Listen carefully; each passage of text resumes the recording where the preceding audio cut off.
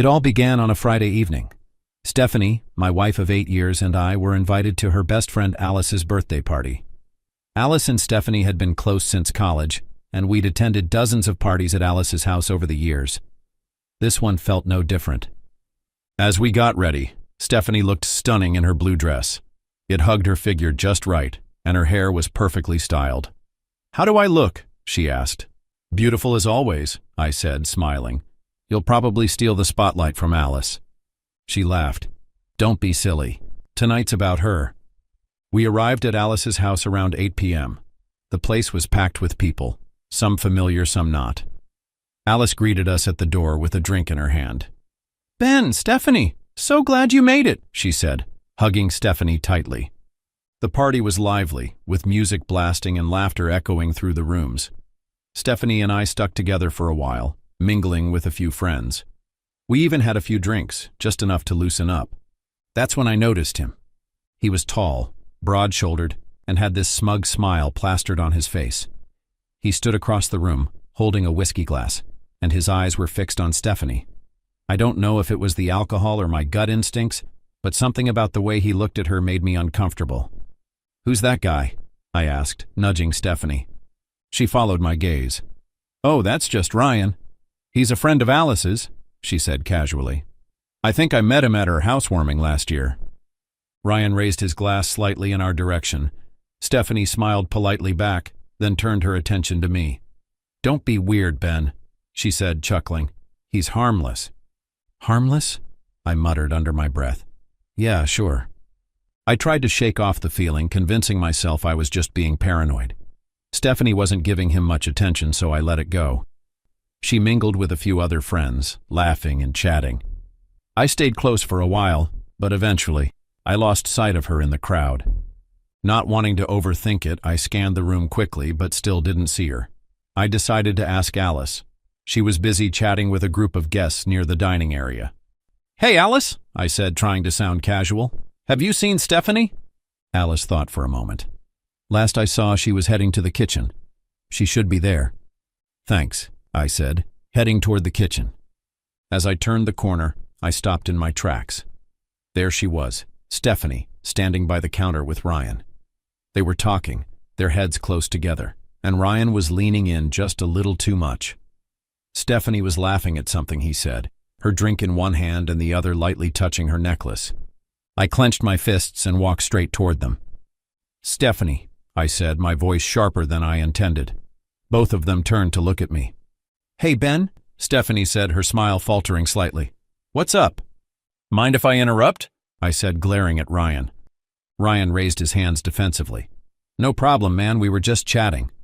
I ignored him and looked at Stephanie. "Can we talk?" She hesitated but nodded. "Sure." She set her drink down, and we walked back to the living room. The music and chatter surrounded us, but my focus was entirely on her. "What were you doing in there with him?" I asked, keeping my voice low.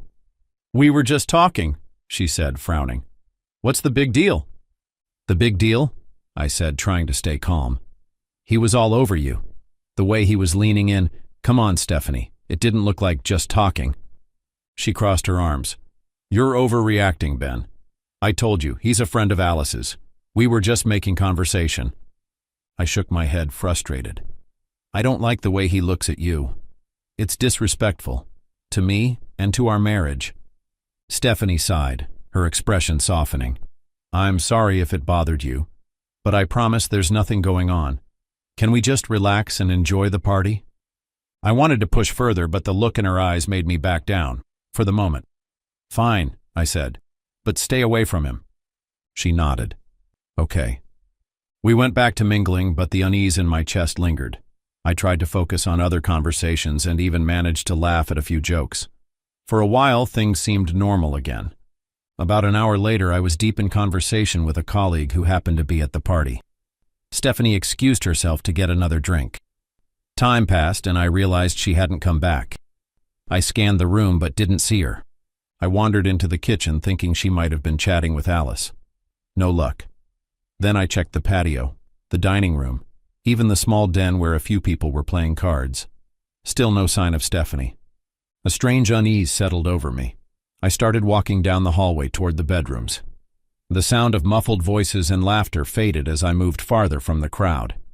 All the doors were closed, and the hallway was eerily quiet. I stopped at the first door, pressing my ear against it. Nothing. No sound. No movement. I moved to the next door. The same. Each time I strained to hear something, anything, but the rooms were silent. On my way to the last door, I passed the bathroom. I paused. Faint voices drifted through the thick wooden door. My pulse quickened as I pressed closer, trying to make out the words. It was a woman speaking and laughing, but after a few seconds I realized it wasn't Stephanie's voice. Relieved but still uneasy, I moved on to the last door. I stood there, my heart hammering in my chest. At first there was only silence. Then I heard it. Stephanie's laughter, soft and unmistakable. My stomach turned. And then the laughter stopped, replaced by something else. Soft murmurs, followed by the unmistakable sound of moans. I felt like the ground beneath me was crumbling. My hand hovered over the doorknob, trembling as a storm of rage and heartbreak surged through me. I took a deep breath, then opened the door, and my world came crashing down.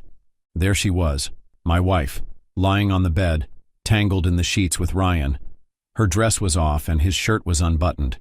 They didn't even notice me at first. I stood there frozen, unable to believe what I was seeing. "Stephanie?" I said, my voice barely above a whisper. Her head snapped toward me and her eyes widened in shock. "Ben, oh my God, this isn't—" "Save it," I said, my voice trembling with anger. "I saw enough." Ryan, looking completely unfazed, leaned back against the headboard. "Hey man, relax. It's not what it looks like." I laughed bitterly. "Not what it looks like? Really? That's the best you've got?" Stephanie scrambled to cover herself with the sheet, tears streaming down her face. "Ben, please, let me explain." I shook my head and stormed out of the room. My chest felt like it was about to explode. How could she do this to me? To us? She followed me down the hallway, barefoot and disheveled. "Ben, please stop. I made a mistake. It was the alcohol. I wasn't thinking." "Oh, so now it's the alcohol's fault?" I said, spinning around to face her. "You were thinking just fine when you smiled at him across the room. Don't act like this just happened." Her face crumpled. "I didn't mean for this to happen. I love you, Ben." "Love me?" I shouted. "You don't betray someone you love, Stephanie. You don't humiliate them like this." The partygoers were starting to notice the commotion. Alice approached us, looking concerned. "What's going on?" "Ask your friend," I said coldly. "She's got plenty to explain." Stephanie buried her face in her hands, sobbing. Alice looked from me to Stephanie, then back to me. "Ben, let's talk privately," she said, trying to defuse the situation. "I'm done talking," I said, grabbing my coat. "Enjoy the rest of your party." I walked out and got into my car, hands shaking as I gripped the steering wheel. I drove aimlessly for hours, trying to process what had just happened. Images of Stephanie and Ryan flashed in my mind, each one cutting deeper than the last. The guilt, the anger, and the pain were all mixing together in a storm of emotions I couldn't control. I knew I needed to figure things out, but I didn't have the answers. I didn't want to go home, not after what had just happened. I couldn't face her, not yet. So I drove for what felt like forever, trying to escape the thoughts in my head. My phone buzzed and I glanced at the screen. It was Stephanie. I ignored it. I wasn't ready to hear anything from her. She called again, and then again. Seeing her name on the screen only made my stomach twist more. I couldn't talk to her, not like this. I ended up at Damien's house. He was one of the few people I knew I could turn to when everything fell apart. I knocked on his door at nearly 2 a.m. "Ben? What the hell?" "It's late," Damien said, his voice groggy as he opened the door. "I'm sorry for being here so late, man, but it's an emergency," I told him, my voice unsteady. I had no idea how to explain this, but I knew I had to talk to someone. Damien stepped aside and let me in. We walked into the living room and I sat down on the couch, my hands still shaking. Damien sat across from me, looking at me with concern. I took a deep breath, trying to steady myself before I spoke. "She cheated on me, Damien," I said, my voice barely a whisper. "I saw her with him, Ryan. I saw them together, in a bedroom. They were—" They were. I couldn't finish the sentence. The image of them, so close, kept playing in my mind. Damien was quiet for a moment. His face showed shock, disbelief. No way, man. I can't believe it. I nodded. I saw them. I don't know what to do. I can't go back home. I can't even look at her right now. I'll just go to a hotel. I paused, feeling the weight of everything crushing me. I don't even know what's real anymore. Damien didn't say anything for a while, letting me calm down. Then he spoke. A hotel? Are you out of your mind? You can stay here tonight. You don't need to be alone right now. Are you sure? I asked, still trying to wrap my head around everything. Yeah, he replied firmly. You're not going anywhere. I nodded, grateful. Thanks, man. I sat back, running a hand through my hair, trying to collect my thoughts. But even as I tried to settle, my phone buzzed again. I pulled it out, and it was Stephanie calling again. My fingers hovered over the screen, but I couldn't bring myself to answer. I watched as the call went to voicemail, and then immediately another call came in. Damien noticed. She's been calling since you left, huh? I didn't respond. I couldn't. I just watched the screen as the calls kept coming in. Each one felt like another reminder of the betrayal. Damien's voice broke through the silence. So, what do you think you're going to do now? I let out a long breath, my chest heavy. I'll file for a divorce, I said, finally making the decision. The words felt final, even though a part of me was still questioning everything. Damien nodded. I know a good lawyer. I can give you his number if you need it. Good. Thanks, man. I really appreciate it, I said, my voice low but sincere. The next morning I drove back to the house. I couldn't avoid it forever. I needed to grab a few things, mostly clothes, but I knew it wasn't going to be easy. When I walked through the front door, Stephanie was sitting on the couch, her eyes red from crying. She stood up when she saw me. Ben, we need to talk, she said, her voice shaky. I didn't answer right away. I just walked past her and headed upstairs to the bedroom. I grabbed a few shirts, some pants, and my jacket. I could feel her eyes on me, following me. I didn't mean for this to happen, Ben, she said, standing at the doorway. Please, we can work through this. You have to understand it was a mistake. I turned to face her, my hands gripping the clothes in my arms. A mistake? So this is how you see it, Stephanie? I asked, my voice low but firm. She looked away, unable to answer. I could see the guilt in her eyes, but it didn't change anything. I saw you with him, I said, my chest tightening as I recalled that moment. I can't get that image out of my head. I can't stay here. I'm filing for a divorce. Her face went pale. Ben, please, I'm so sorry. I'll do anything to make it right. Just give me another chance. I shook my head, my heart heavy. No, it's too late. I grabbed the last of my things and walked out, not looking back. As I stepped into the car, I realized there was no turning back. I didn't know what the future held, but I knew I couldn't live a lie anymore. The divorce was quick, no more than a few months. Stephanie tried to contact me a few more times, but I ignored her calls. I needed to move on. Damien helped me through the process, offering support whenever I needed it. In the end, things settled down. I focused on rebuilding my life, and though the pain didn't disappear completely, I learned to live with it. I didn't regret the decision to walk away. It wasn't easy, but it was the only way forward. Thank you for watching. I don't think I'll ever forget the day that shattered my world, our 15th wedding anniversary. I'd been planning something special, something she wouldn't see coming. But it turns out I wasn't the only one with surprises that day. Let me take you back to where it all began. Happy anniversary, love, I whispered as I leaned over the bed to kiss her cheek. Linda stirred, her auburn hair falling over her face as she mumbled, you too. Can't believe it's been 15 years already. Me neither, I said, smoothing her hair back. And I'm more in love with you now than ever. She smiled lazily, but there was something distant in her eyes. I chalked it up to her being half asleep. Besides, I had to get to work, and I didn't want to ruin the surprise by acting suspicious. I'll see you tonight, I said. I'm thinking, a nice dinner? Something fancy. Oh, dinner sounds great, she said, a little too quickly. But I have Pilates at 5. Can we push it back a bit? Pilates. She never mentioned Pilates on Wednesdays. Still, I shrugged it off. "No problem," I replied. "I should be done with work around 7 p.m. "Good," she responded, her voice still groggy, but now with a hint of something I couldn't quite place. Her response struck me as odd, but I brushed it off. I kissed her forehead and grabbed my bag. "See you tonight, then. Happy anniversary again, Linda." As I left the house, a sense of unease lingered, but I tried to push it aside. I couldn't focus at the office. Linda and I had been through so much together, raising 2 kids, building our home, navigating life's ups and downs. 15 years was no small feat, and I wanted to show her how much she meant to me. By lunchtime, I had an idea. Leave work early, pick up her favorite flowers, grab a bottle of the wine we had on our first date, and set up a candlelit dinner at home. The thought of her face lighting up when she walked in warmed my heart. We'd even planned for the kids to stay with my mom for the night so we could have some alone time to celebrate. It was going to be perfect.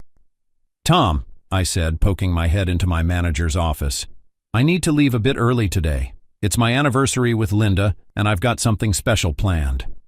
He smiled and gave me a nod. "Sounds great. Go make it a night to remember."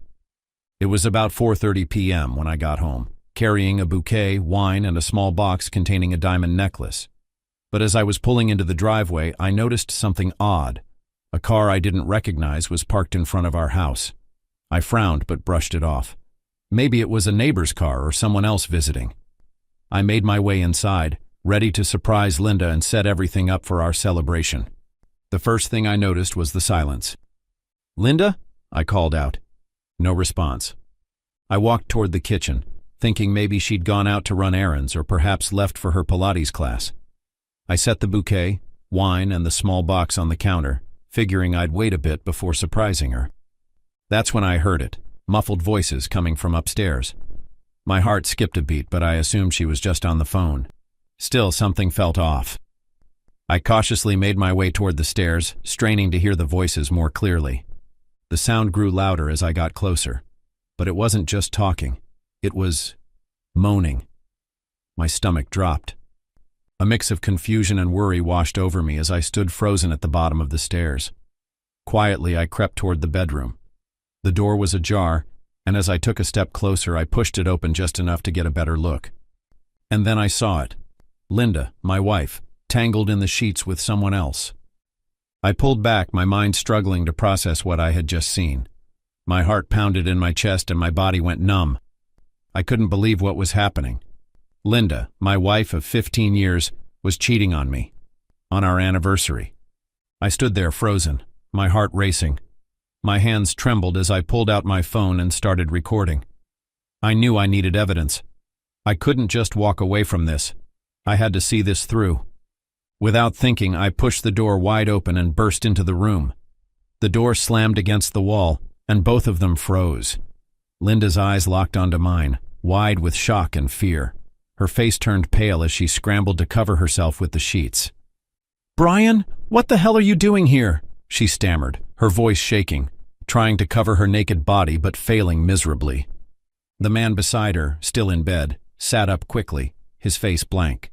He didn't look scared, but rather annoyed, as if this was just some inconvenience. "Linda, are you serious?" I said, my voice cold and full of disgust. "This is how you celebrate 15 years with me? With another man?" She opened her mouth to respond, but no words came out. She just stared at me, a look of guilt and panic overtaking her face. "Explain this to me, Linda," I said, my voice low, though it shook with anger. "How long has this been going on?" I didn't mean for you to find out like this," she whispered, barely able to form a sentence. "No, you didn't," I muttered bitterly, my fists clenching. "You thought you could keep this from me, right? Thought I wouldn't notice the strange car in front of the house, or how you've been acting distant?" She looked at me, tears streaming down her face. But I was done. I couldn't listen to her excuses anymore. The man, who had been quiet until now, quickly grabbed his clothes and began putting them on, seemingly eager to leave the room. But I wasn't going to let him get away with this so easily. I stopped the recording and shoved the phone into my pocket. My heart was still racing, but I couldn't let him walk out without facing the consequences. I took a step toward him, blocking his path. You think you can just leave like this? My voice was steady but full of venom. You think you can just walk away from what you've done?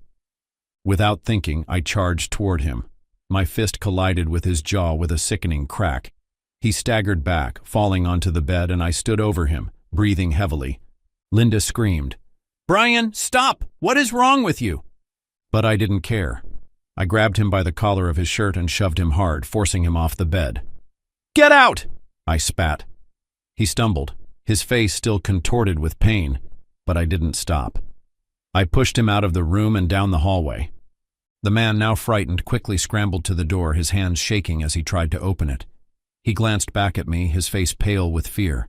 Without another word, he ran out of the house and dashed toward his car. I stood there, watching him leave, still shaking with anger. He started his car, tires screeching as he sped off. Then I turned toward Linda, my anger now fully unleashed. "How could you do this to me? 15 years, Linda. 15 years, and you repay me like this?" She opened her mouth as if to say something, but the words didn't come. "Explain this to me," I yelled, my voice cracking with rage. "Explain why you thought it was okay to betray me like this." After what felt like an eternity, she finally spoke. "It started a few months ago. I was feeling neglected. You're always working late, Brian. You're never home. And when you are, it's like you're not even here." "Neglected?" I repeated, disbelief in my voice. "You think I work late for fun? I'm doing it for us, for our family." "I know," she said, her voice trembling. "But I was lonely, Brian, and then I met Josh." "Oh, so he has a name now," I sneered. "Great. Tell me, Linda, does Josh know he's sleeping with a married woman?" "Stop it," she cried, her eyes filling with tears. "I know I messed up, okay? I wasn't thinking. It just happened." "Just happened?" I spat, shaking my head. "Do you really expect me to believe that? You didn't just slip into this?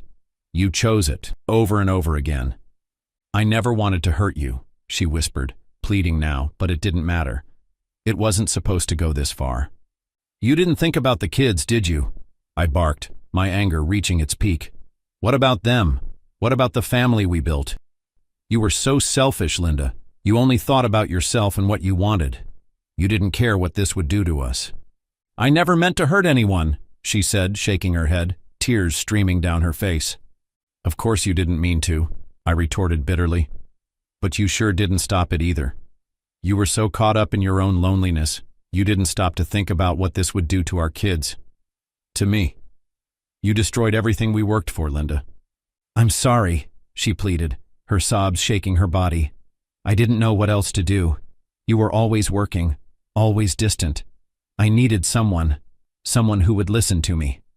"Listen to you?" I spat, feeling the coldness of betrayal seep deeper into my bones. "I've been listening to you for nearly 20 years, and you know what? I never once felt that distance. But you decided to destroy everything we built over a few months of feeling neglected." "I'm sorry, Brian," she pleaded, her voice shaky. "I never meant for any of this to happen. I never wanted to hurt you." I took a step back, shaking my head. "You did, Linda. You didn't just slip up. You made a choice, and now you're going to live with the consequences." I turned away, unable to stay in that room for another second. "I'm done, Linda," I muttered, my voice raw with emotion. "I'm filing for divorce.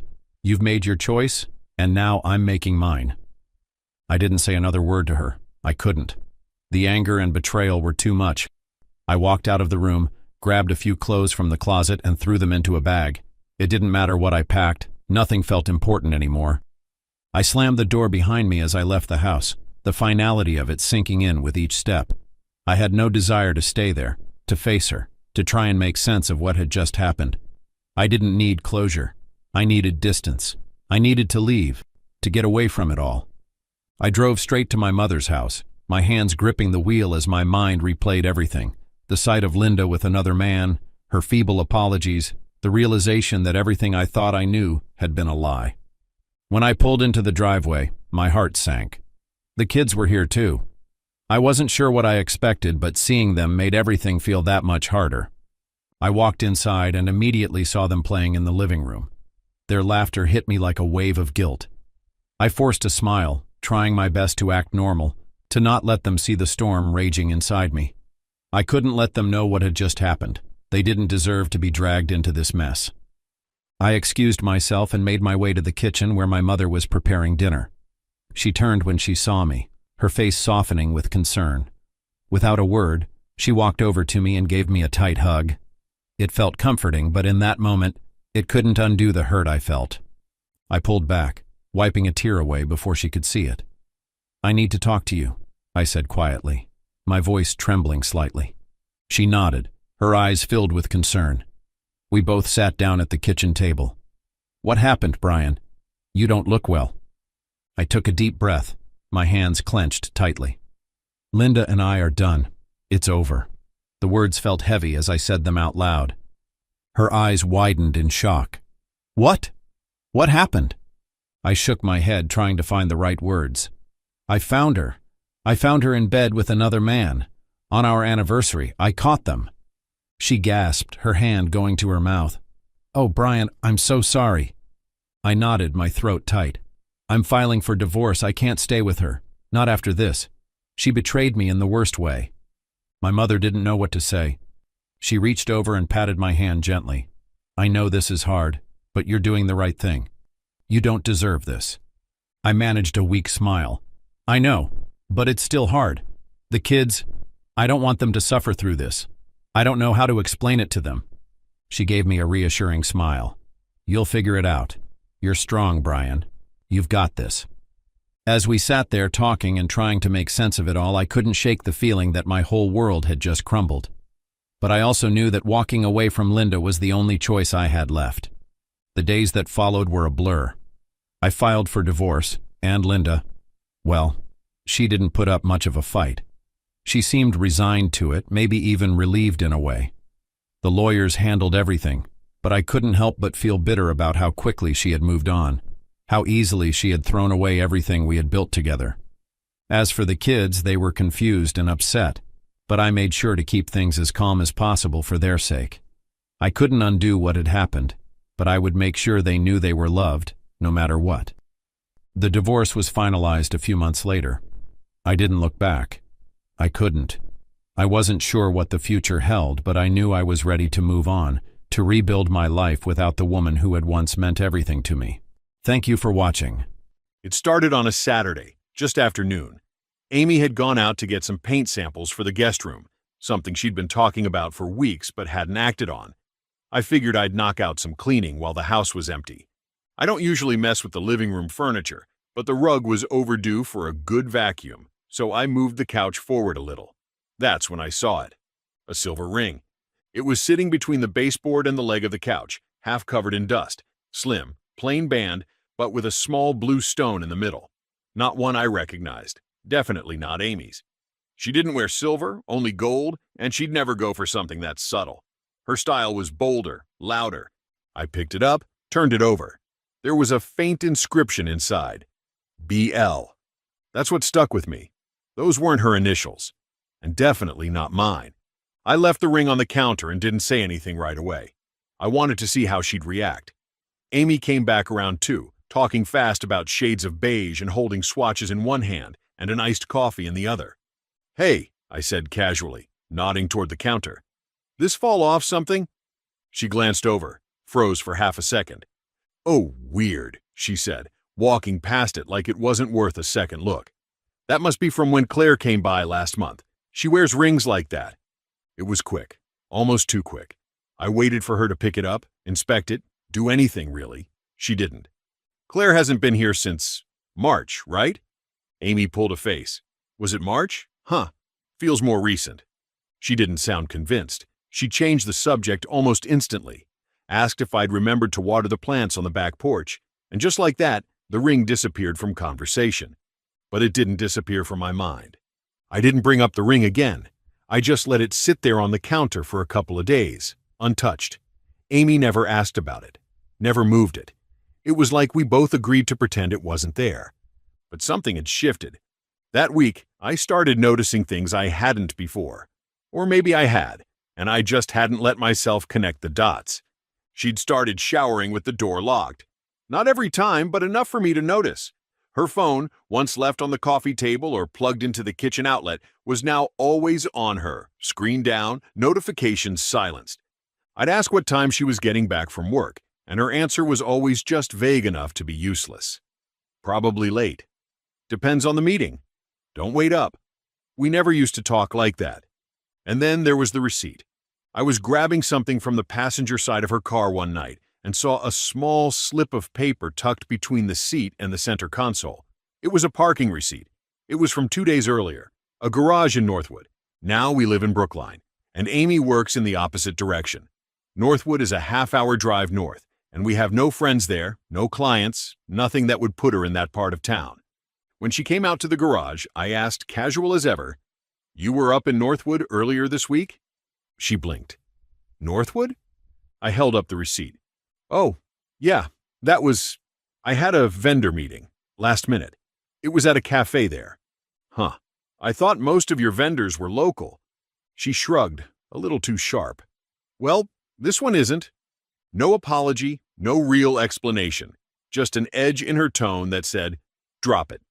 So I did, out loud anyway. But in my head, I started putting things into a mental folder. The ring, the locked doors, the silences that didn't used to exist. I wasn't accusing her. I wasn't angry. Not yet. I was just paying attention. By the third week, I had a small routine. Wake up early, make coffee, check her car's odometer before she left. I kept a note on my phone, tracking mileage.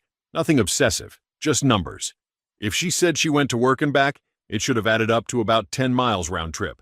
Some days it was more, 20, 30, once 47. I didn't say a word. I started using the iPad we used to share, the one we both had access to but she hadn't touched in months. Nothing interesting in her email, but she'd forgotten to log out of her calendar.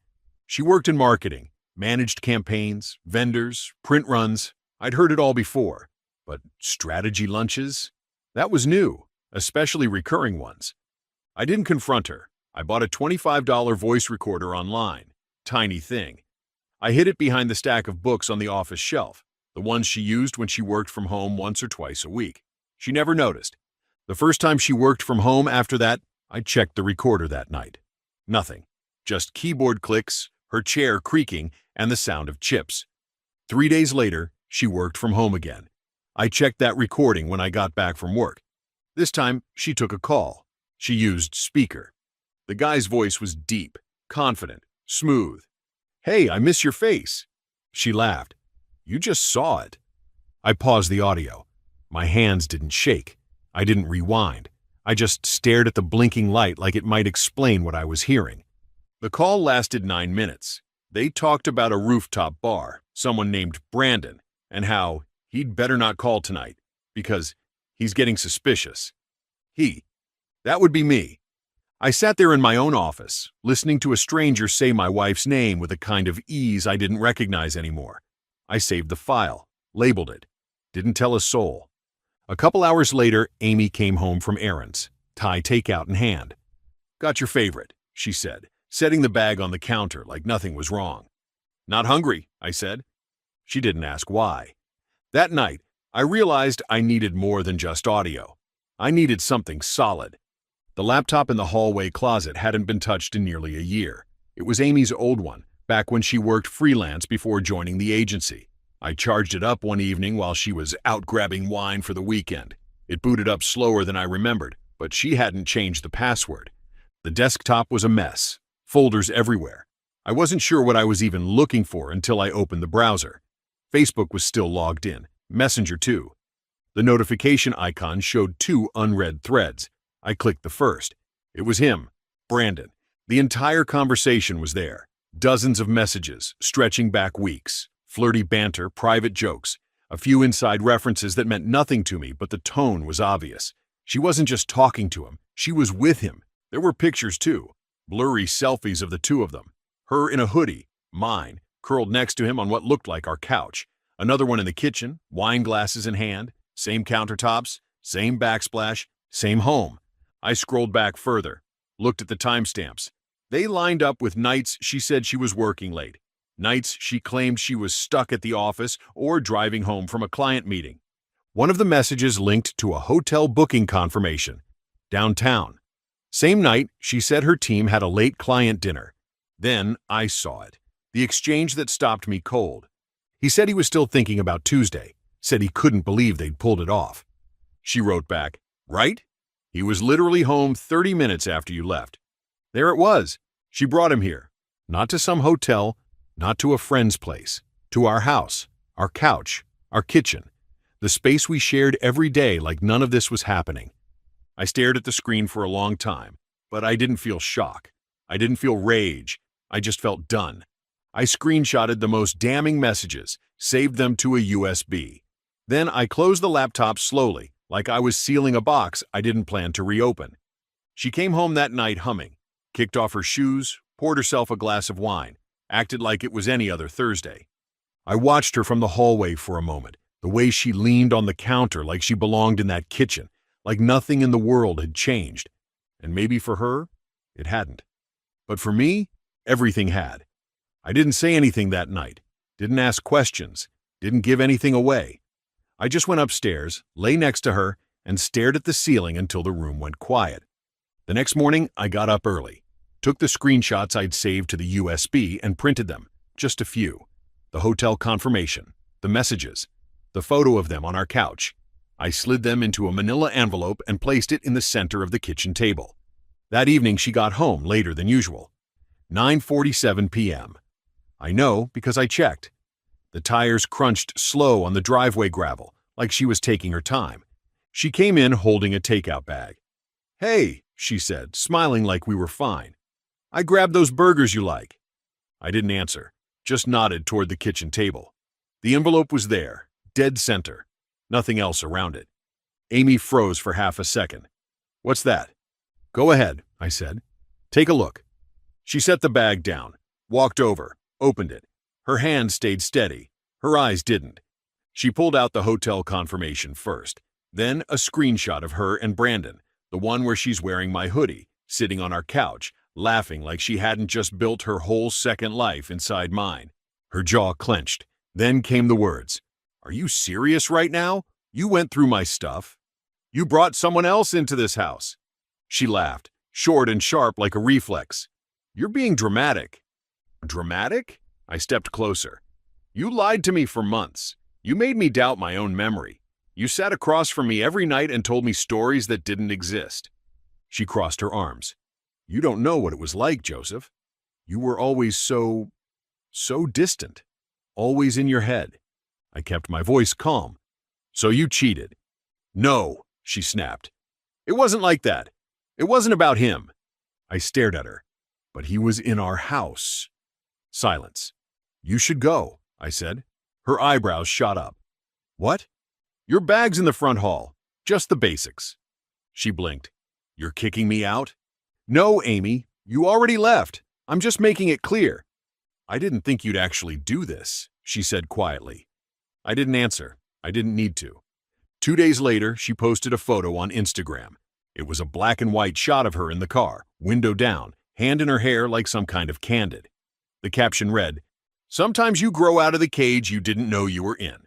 #healing, #new chapter." The comments rolled in fast. "You're so strong, girl. Glad you finally put yourself first. Takes courage to walk away from a toxic man." I didn't comment, didn't message her, didn't take the bait, but I read every line. To them, I was the cage.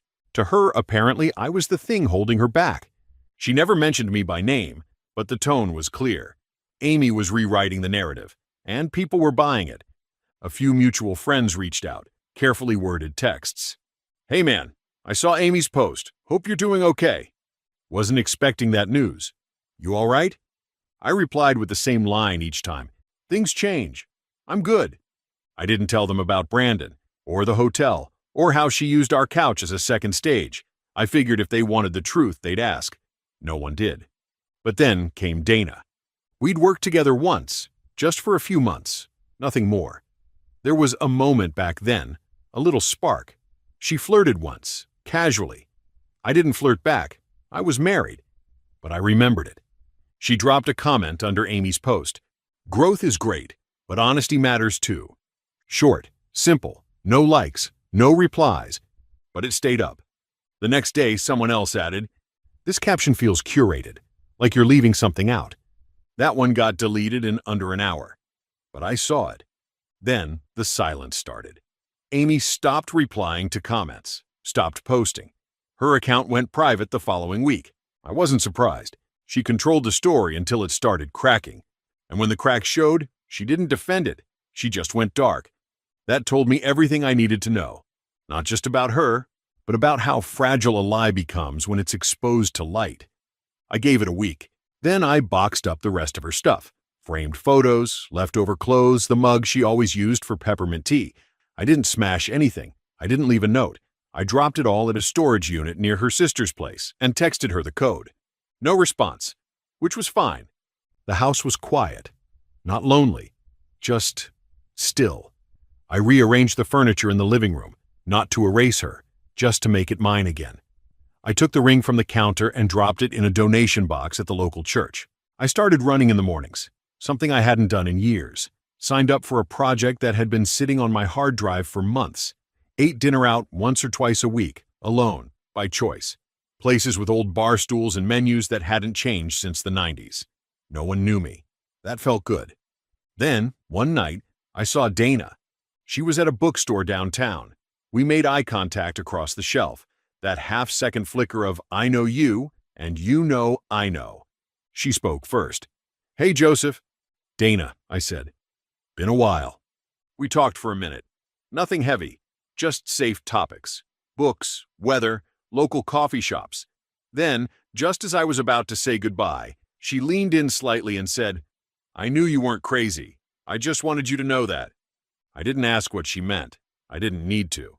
Her voice was low but solid. She'd seen the post. She'd probably heard the whispers, and she'd done the math herself. "Thanks," I said. "That means more than you think." I walked out of the store that night with nothing in my hands but a strange sense of peace. Not revenge, not satisfaction, just space.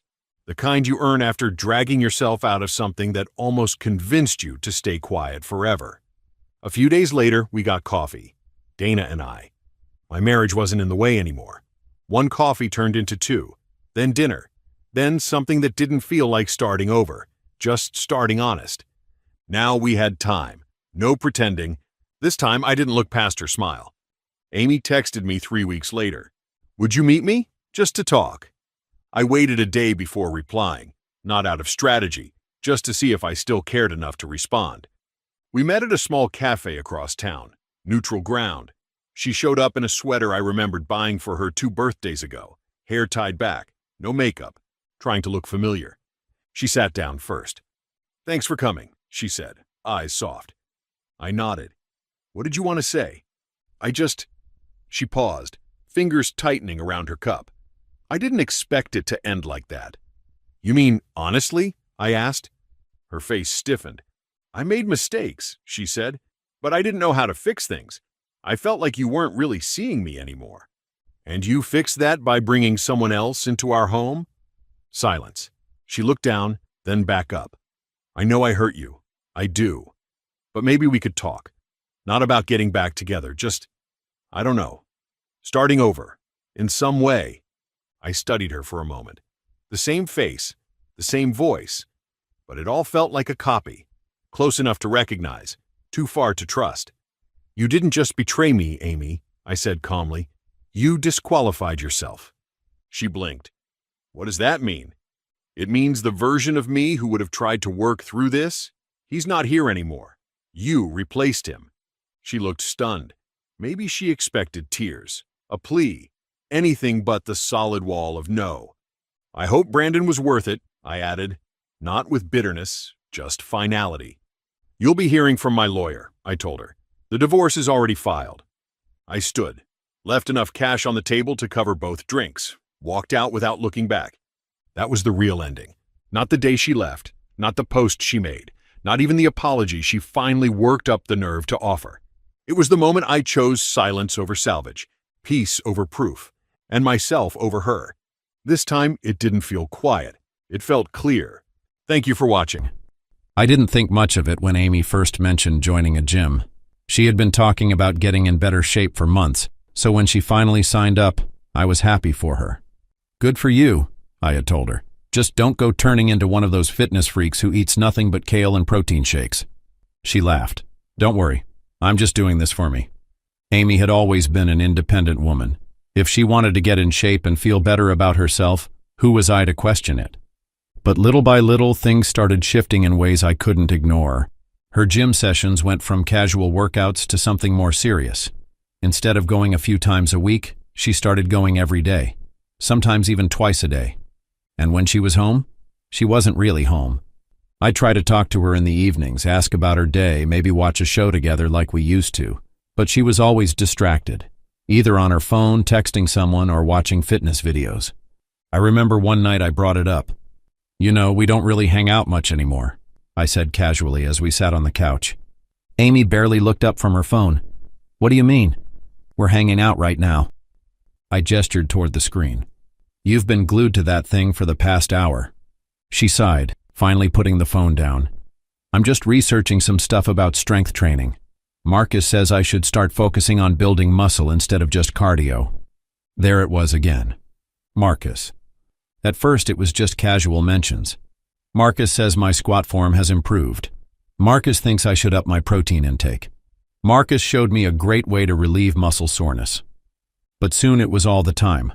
I noticed little changes in her too.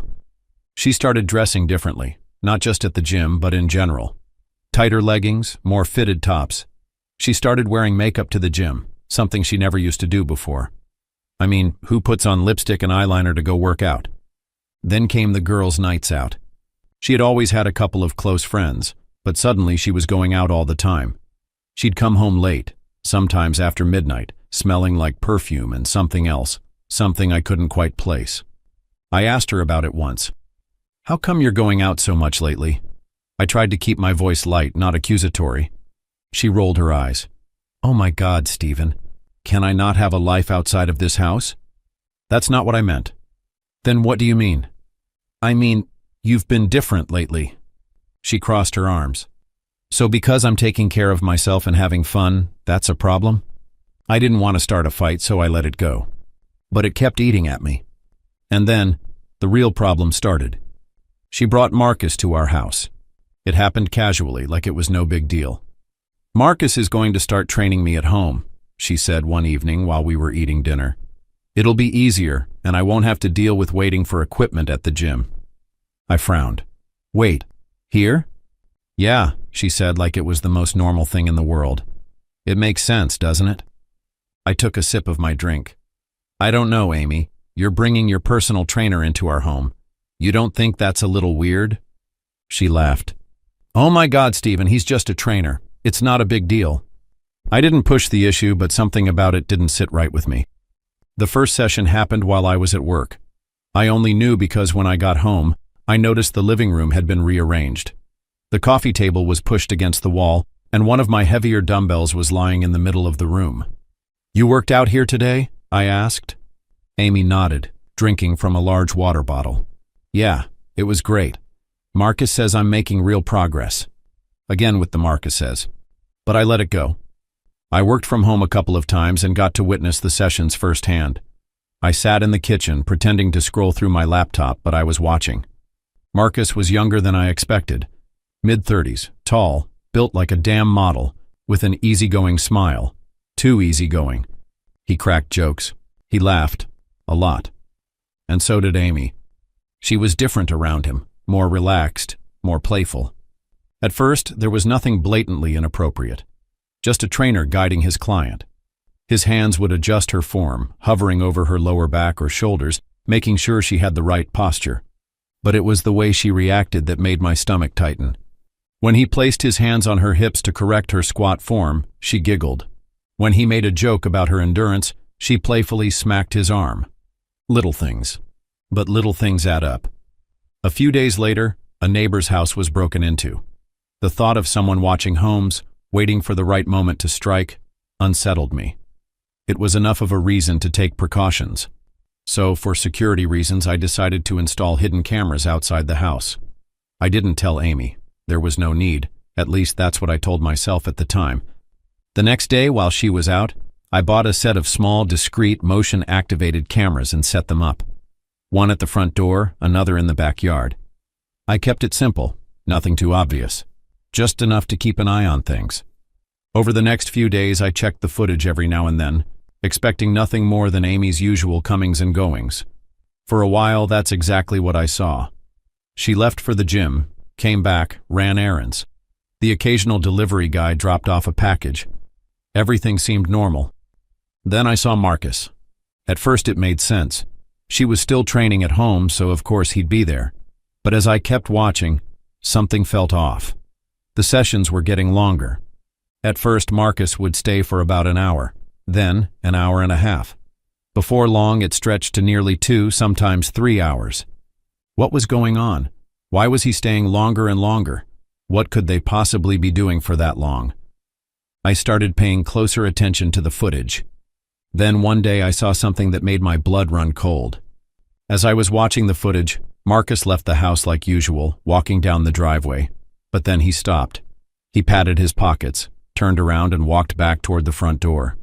Amy was still standing there, watching him leave.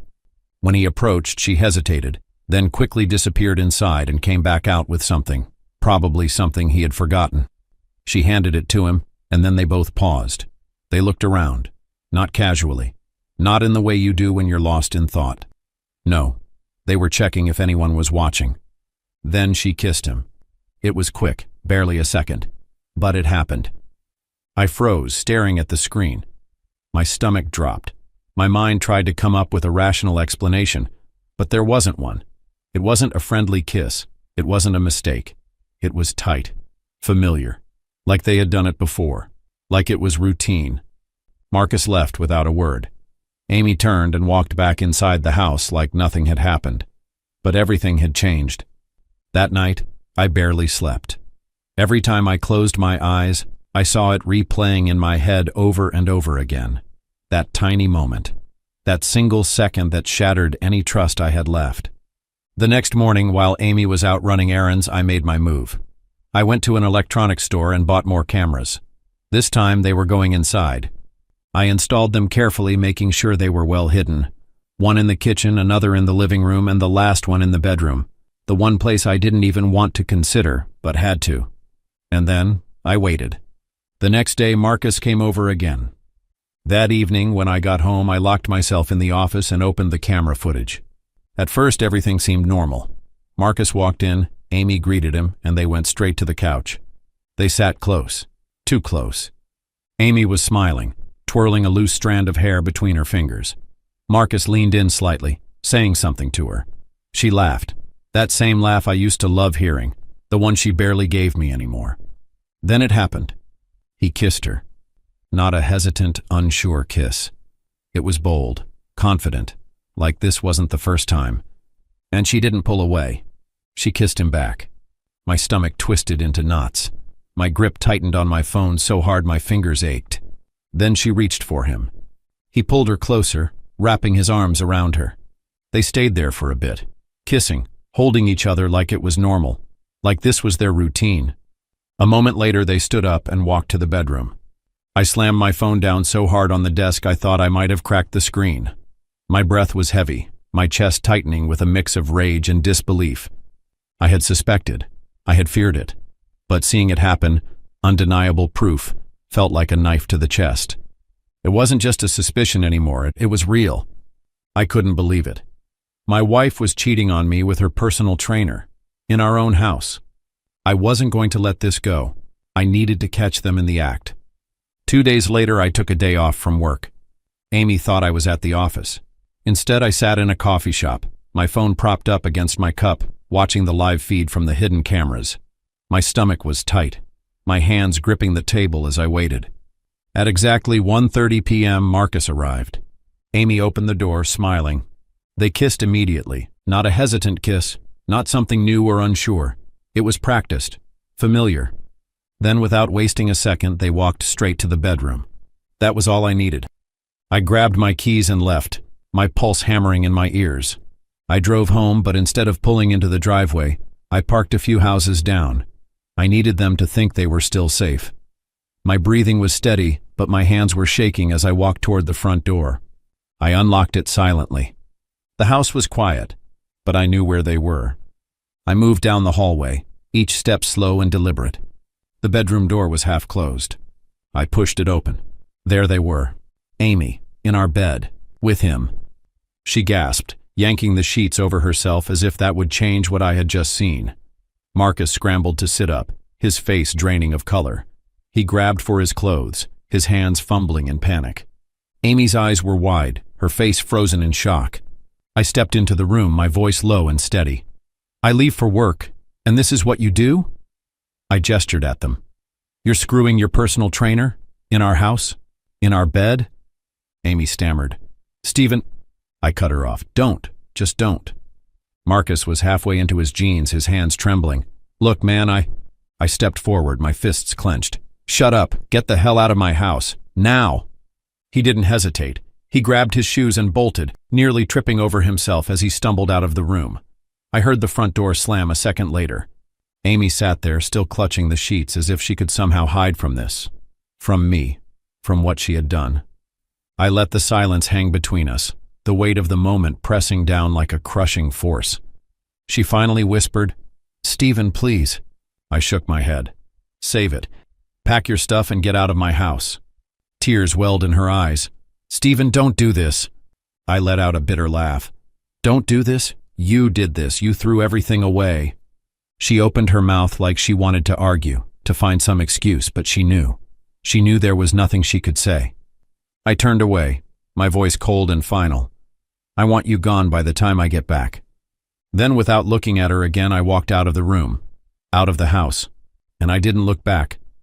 The next morning, I didn't hesitate. I woke up, got dressed, and went straight to a lawyer. There was nothing to think about, nothing to discuss. I wasn't going to give Amy a second chance. I made sure she got nothing. No house, no car, no savings. She had cheated in my house, in my bed. She didn't deserve a damn thing. I also made sure that everyone in town knew about Marcus. His clients, gone. His reputation, destroyed. Word spread fast, and soon people started canceling their sessions with him. Nobody wanted a personal trainer who was sleeping with married clients in their own homes. The gym let him go within a week.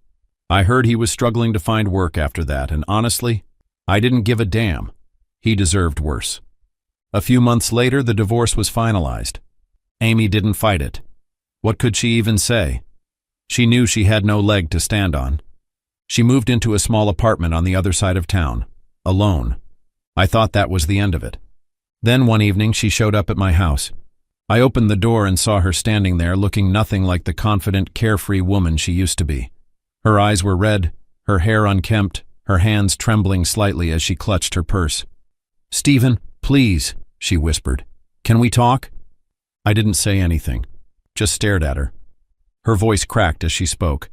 "I made a mistake." Tears started rolling down her cheeks. "I was stupid. I was selfish. Please, Stephen, I still love you." I exhaled slowly, my expression never changing. "Leave." Her face crumpled. "Stephen, please, just give me a chance." I shook my head. "Don't ever come back." She stood there, frozen for a moment, her breath shaky, her eyes desperate. Then finally she turned and walked away. I didn't watch her go. I just closed the door, locked it, and stood there for a moment in the quiet. And for the first time I felt free. I looked ahead, ready to see what the future held. Thank you for watching. They say hindsight is 20/20. A year ago I thought everything was solid. Steady job, decent house, and a woman I was sure I'd spend the rest of my life with. I didn't see what was coming. I'm Roger, 34, grew up in a small town. My parents were farmers, the kind of people who believed in hard work, early mornings, and saying little unless it mattered. I took that with me, kept my head down, did my job, stayed out of trouble. I work in IT, system security for a logistics company. Not flashy, but reliable. Pays the bills, gives me peace of mind. I've never needed much. Just a stable life, some quiet at the end of the day, and someone to come home to. Then I met Stephanie. We crossed paths at a work event I didn't even want to go to. She was the opposite of me. Loud, confident, dressed like she belonged on a magazine cover. People listened when she talked. She moved through that room like she was on stage, and somehow she noticed me. We started talking, and surprisingly, it just clicked. Not long after, we were seeing each other regularly. It started off simple. Dinner dates, late-night drives, movie nights. She brought excitement into my life, and I brought calm into hers. Or so I thought. She made me feel like my quiet wasn't something to fix, like I was enough. Looking back now, I think I needed to believe that more than she ever meant it. But I didn't see it then. Things kept moving forward, fast. 6 months in, we moved in together. A year later, I proposed. Stephanie worked as a lifestyle consultant, helping people upgrade their image, build personal brands, whatever that meant. It always sounded a little vague to me, but she was good at it. She had charisma, a kind of charm that drew people in. She knew how to sell an idea, including the idea of us. In the beginning, her energy felt exciting, but eventually it started to feel heavy. There were these little comments, small at first, but they added up. She'd criticize my clothes when we were going out, joke about how I dressed too basic for someone in tech, suggest I lease a better car because, in her words, a Civic screams starter pack. Sometimes she'd just roll her eyes when I talked about my work. One night over dinner, she said, "If I have to hear the word firewall again, I might lose it." Then she laughed like it was nothing. But it wasn't nothing to me. I shrugged most of it off, told myself she didn't mean anything by it, that it was just her personality. Blunt, direct, stylish. I figured I was being too sensitive. When we started planning the wedding, she took the lead. Designer venue, custom dress, high-end photographer, all top tier. I didn't flinch at the cost. I took on extra work, fixed up people's home networks on weekends, skipped vacations.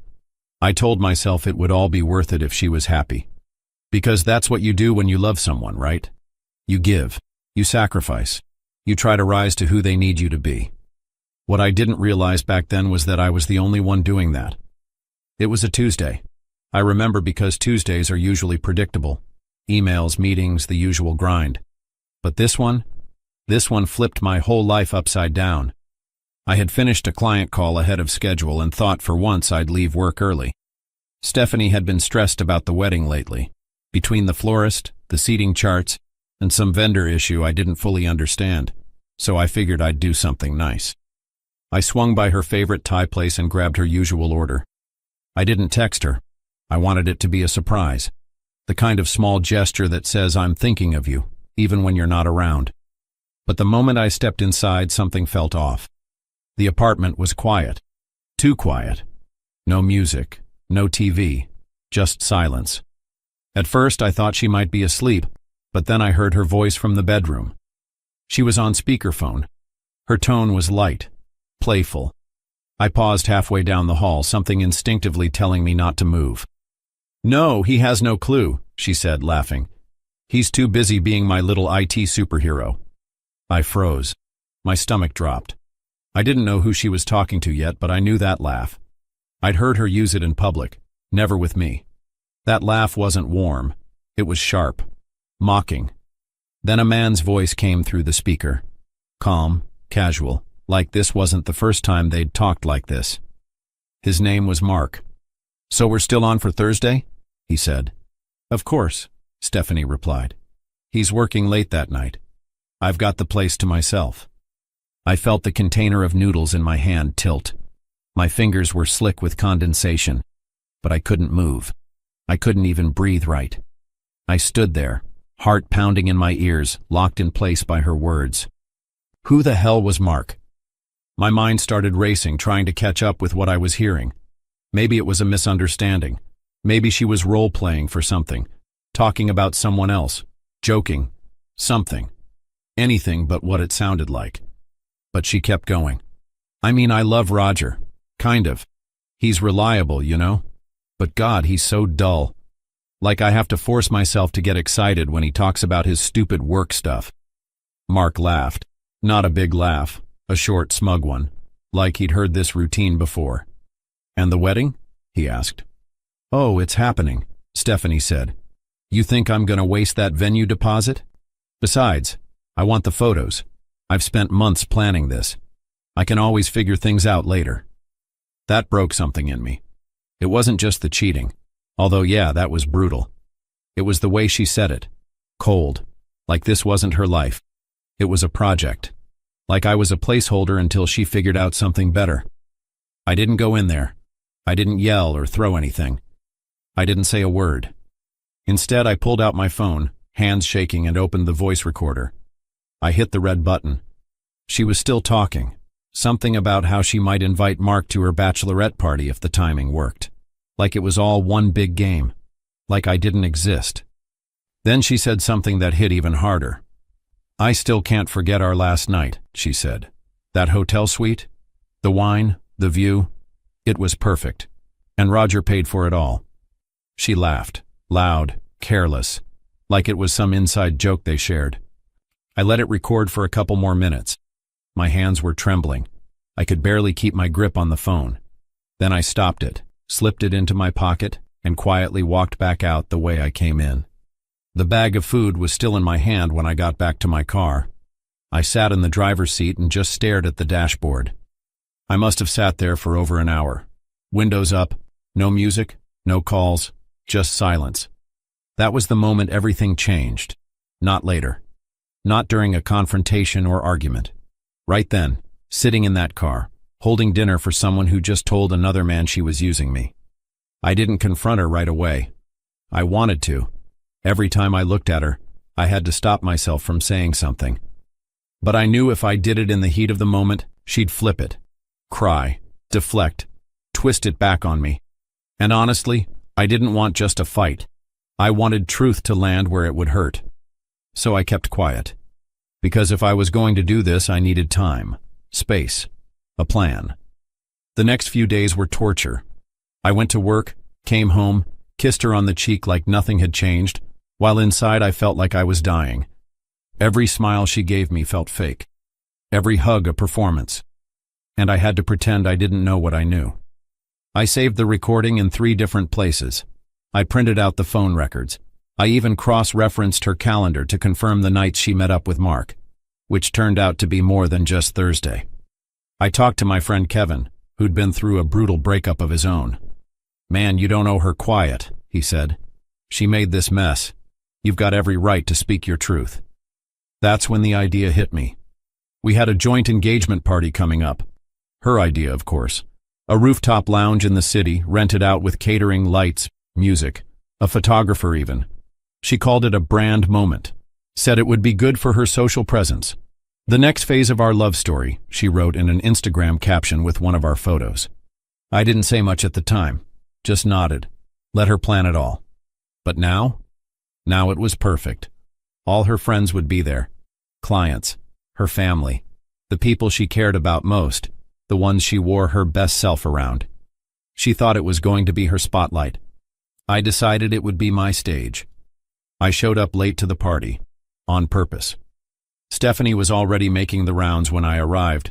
She looked stunning, of course. Black dress, red lipstick, wine glass in hand. The room was buzzing with energy, laughter, music. Until I walked in. I wasn't in a blazer or slacks. I wore jeans and a t-shirt that said, "Trust is earned" across the chest. Stephanie blinked at me. "Roger, what are you wearing? Are you okay?" I walked up to the mic near the DJ booth, tapped it twice. "Hey everyone," I said. "Sorry to interrupt. I just wanted to say a few words about the woman I was about to marry." Stephanie's smile froze. I saw her glance nervously at her mom, who had just raised her wine glass. "Stephanie is beautiful, smart, and ambitious." "Very ambitious," I said. "She's also been seeing someone named Mark behind my back for several months." A ripple went through the room. I held up my phone and tapped play. Her voice echoed through the speakers. "I still can't forget our last night. That hotel suite, the wine, the view, it was perfect. And Roger paid for it all." Gasps. Then silence. You could hear someone set their glass down too hard. Stephanie lunged forward. "Roger, turn it off. What the hell are you doing?" I kept my tone calm. "I'm doing what you didn't. Telling the truth." I turned to the crowd. "There's no wedding, no engagement, no more lies. Thank you for coming. I'm sorry you had to find out this way." And with that, I walked out. The days after the engagement party felt like standing in the eye of a storm. I didn't answer Stephanie's calls. She blew up my phone. Dozens of missed calls within the first 24 hours. Then came the texts, long-winded messages saying she was sorry, that I'd misunderstood, that it wasn't what it sounded like. She claimed she never slept with Mark, that it was all harmless talking, said wedding stress made her say things she didn't mean, that she was venting. She even threw in the classic, "I was just joking. Don't you know me better than that?" I didn't reply. Not once. So she changed her tone. Voicemails started coming in hot, one after the other, screaming, crying, accusing. "You humiliated me in front of everyone. You ruined my life, Roger. You're petty and cruel. You didn't have to do it like that." The switch from apology to blame was so fast it gave me whiplash. I blocked her number, changed the locks, and updated all my important accounts with new passwords, anything she might have had access to.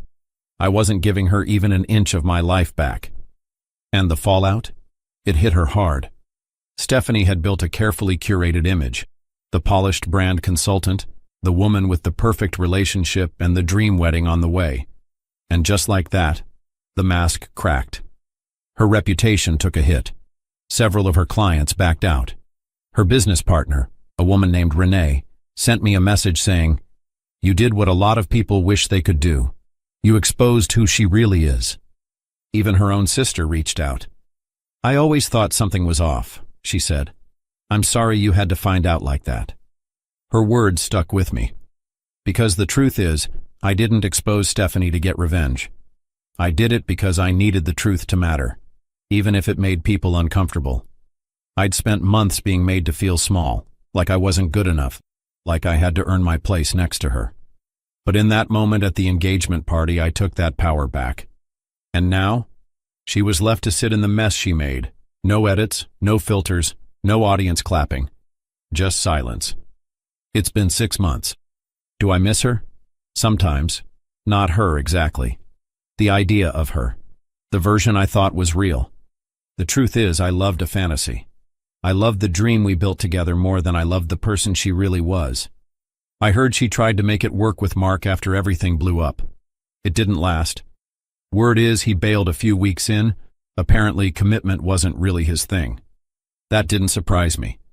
But you know what? I sleep better now. I laugh more. I don't question my worth when I talk about my job or show up in my beat-up Civic. I'm not looking to date anytime soon. I'm working on rebuilding my trust. In myself, mostly. And if I've learned anything through all this, it's this. Never ignore the small signs. The quiet moments when your gut tells you something's wrong. Pay attention to how someone talks about you when they think you're not listening. Because love isn't just about the good days, the fancy dinners, or the picture-perfect Instagram posts. It's about respect. And when that's gone, no amount of planning, sacrifice, or forgiveness can bring it back. Thank you for watching. The party was perfect. At least that's what everyone kept telling me.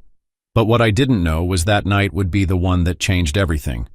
The restaurant's private hall was alive with laughter, clinking glasses, and cheerful conversations. Our friends and family had gathered to celebrate 1 year since Laura and I got engaged. Soon, we were going to get married. I stood at the center of it all, feeling proud, feeling grateful, feeling like the luckiest man in the world. Laura looked breathtaking in a dark blue dress, her hair styled effortlessly, her bright smile drawing people in. Everyone told me how lucky I was, how beautiful she looked, how perfect we were together. And I believed them. We moved through the crowd, receiving hugs, shaking hands, listening to countless toasts. Laura laughed and smiled, her usual radiant self. At one point, she stepped away, checked her phone near the exit, then quickly put it back in her purse and rejoined the party, her smile unchanged. But from that moment, something felt off. She avoided my gaze a little too much. Her touches felt distant. When I placed my hand on the small of her back, she didn't lean into it like she always did. I told myself I was overthinking things. It was just a long night. Maybe she was tired. Maybe it was just the weight of wedding planning catching up to her. I pushed the thought aside and focused on the celebration. But the feeling never really left me. After the party, things were different. Laura became distant. At first, I thought I was imagining it. that maybe it was just the stress of wedding planning. But as the days passed, the signs became impossible to ignore. She was on her phone constantly, typing away, always tilting the screen away when I walked by. If I sat next to her on the couch, she'd shift, keeping her phone just out of my view. She wasn't as affectionate anymore. When I reached for her hand, she pulled away without thinking. When I kissed her, she barely kissed me back. At night, she rolled over, keeping her back to me. "I'm just tired, William. Work has been stressful. You're overthinking things." I wanted to believe her. Relationships go through phases, right? Maybe she just needed space. But deep down, something gnawed at me. Then, one night, she said she was going out with her friends. "Girls' night," she said, tucking her hair behind her ear. "We haven't done one in a while." I nodded. I trusted her, or at least I wanted to, but something felt off. She wore her best dress, the one she usually saved for special occasions, the one she always wore when she wanted to turn heads. And the perfume. Not the everyday scent she used for work. No, this was different, stronger. The one she put on when she wanted to impress someone. I stayed up pretending to watch TV, but really I was waiting to hear the sound of her car pulling into the driveway. She came home at 2 a.m. By then, I was already in bed, scrolling on my phone, but quickly turned it off when I heard her outside. The door opened slowly, cautiously. Her heels clicked softly against the hardwood floor as she tiptoed in, like she was trying not to wake me. She slipped into bed beside me, careful, deliberate. Her breathing was controlled, forced. She thought I was asleep. I wasn't. The next evening, I came home earlier than usual. I wasn't sure why. Maybe it was instinct. Maybe it was paranoia. But something told me to. I walked inside, dropping my keys on the counter. That's when I heard it. Laura's voice. She was in the bedroom, talking softly. I took a step forward, pausing just before the door. "I can't believe it," she said, her voice barely above a whisper. "I saw the post on the day of our anniversary party. He's getting engaged. Since then, I don't know what to do, Maria. I feel lost." My heart pounded in my ears. "I thought I was over him, but I'm not," she continued, her voice cracking. "I never was. And now I'm stuck." I felt a wave of nausea rise in my stomach. William is a good man, but let's be real. He's my safe option. My plan B. If I had the chance, I'd go back to Nathan in a heartbeat. A cold rush of adrenaline shot through me. "I already texted him. We met last night. We just talked, but..." She sighed. It felt right. "And we're meeting again tomorrow." I had heard enough. My chest tightened. My body tensed. My mind raced. I took a deep breath, then stepped forward and knocked against the doorframe, loudly. "Laura?" She gasped. The bed creaked as she scrambled to sit up.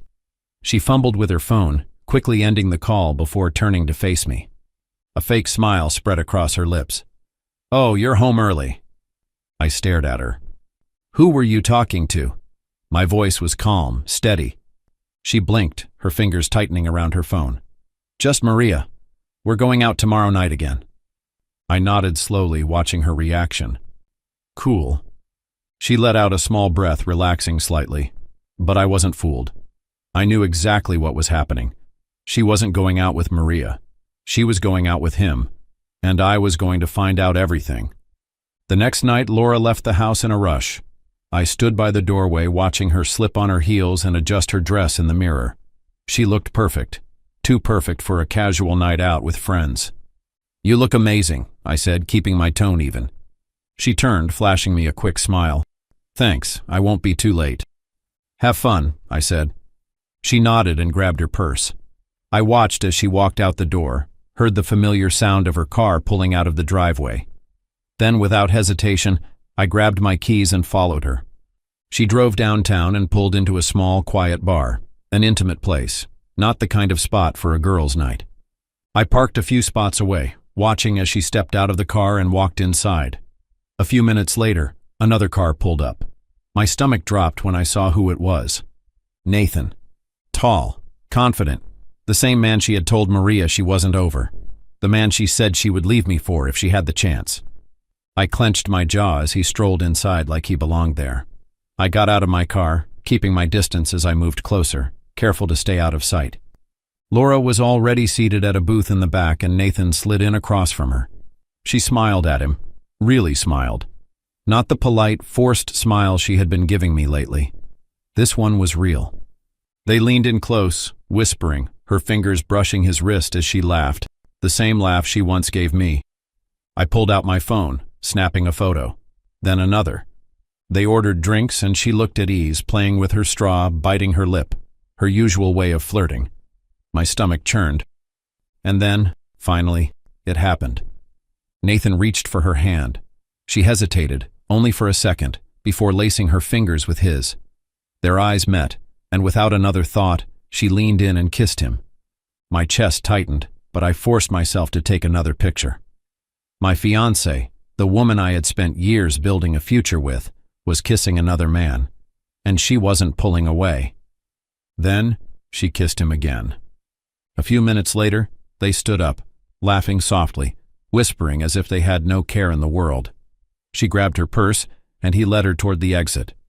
I moved quickly, slipping back into my car and keeping my distance as they walked across the parking lot. She led him to her car, and they talked for a few moments before she unlocked it. I expected them to leave separately, but then she climbed into the driver's seat, and he got in beside her. My stomach twisted. She pulled out of the parking lot and headed straight to a hotel, a cheap, quiet place on the outskirts of town, the kind of hotel no one would think twice about.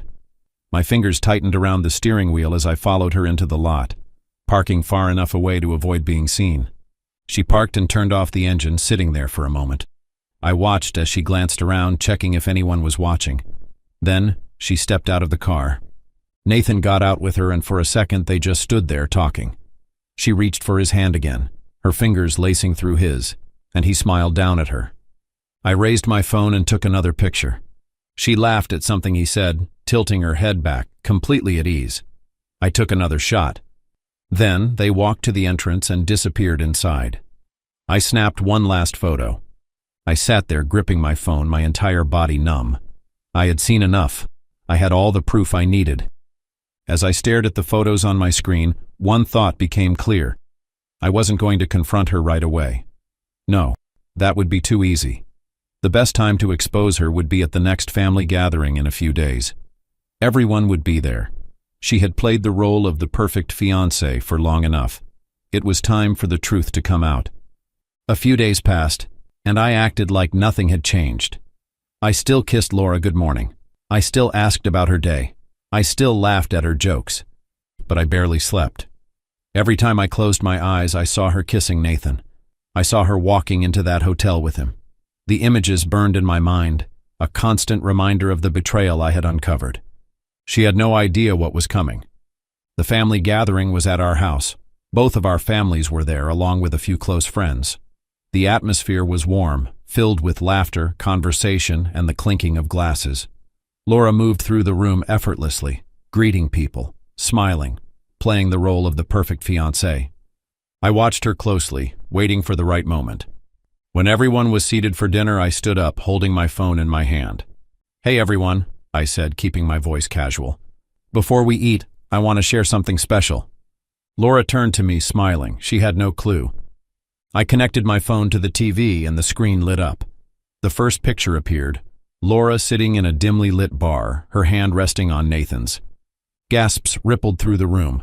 A fork clattered against a plate. Laura went completely still. I swiped to the next image. Her leaning in, kissing him.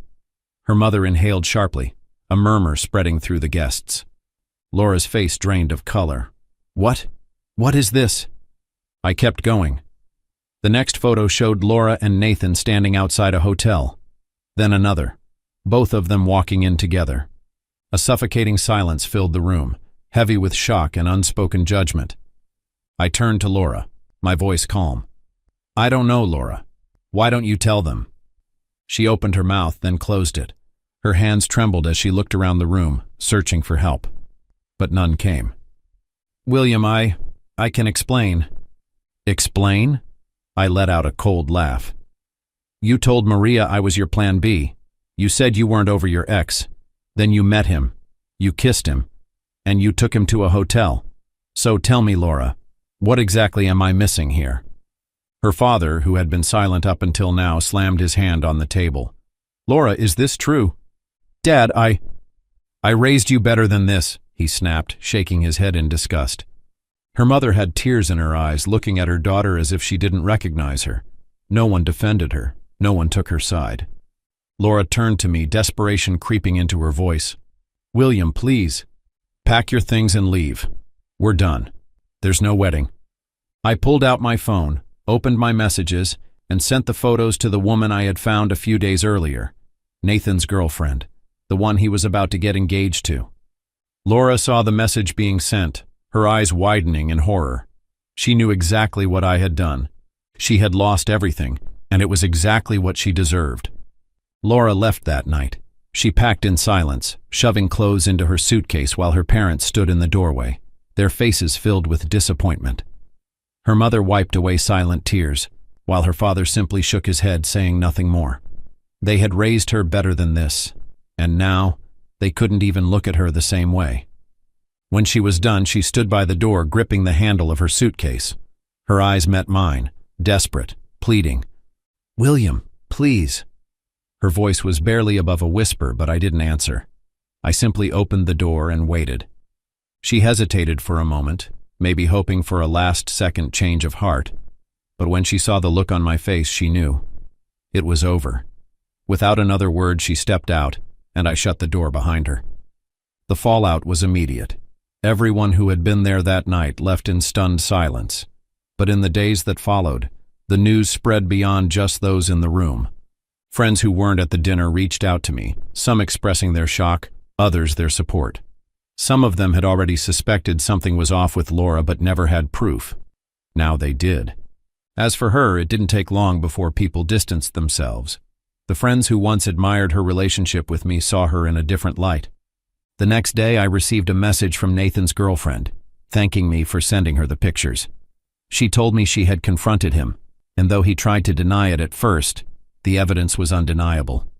She had broken things off with him immediately, throwing away whatever future they had planned.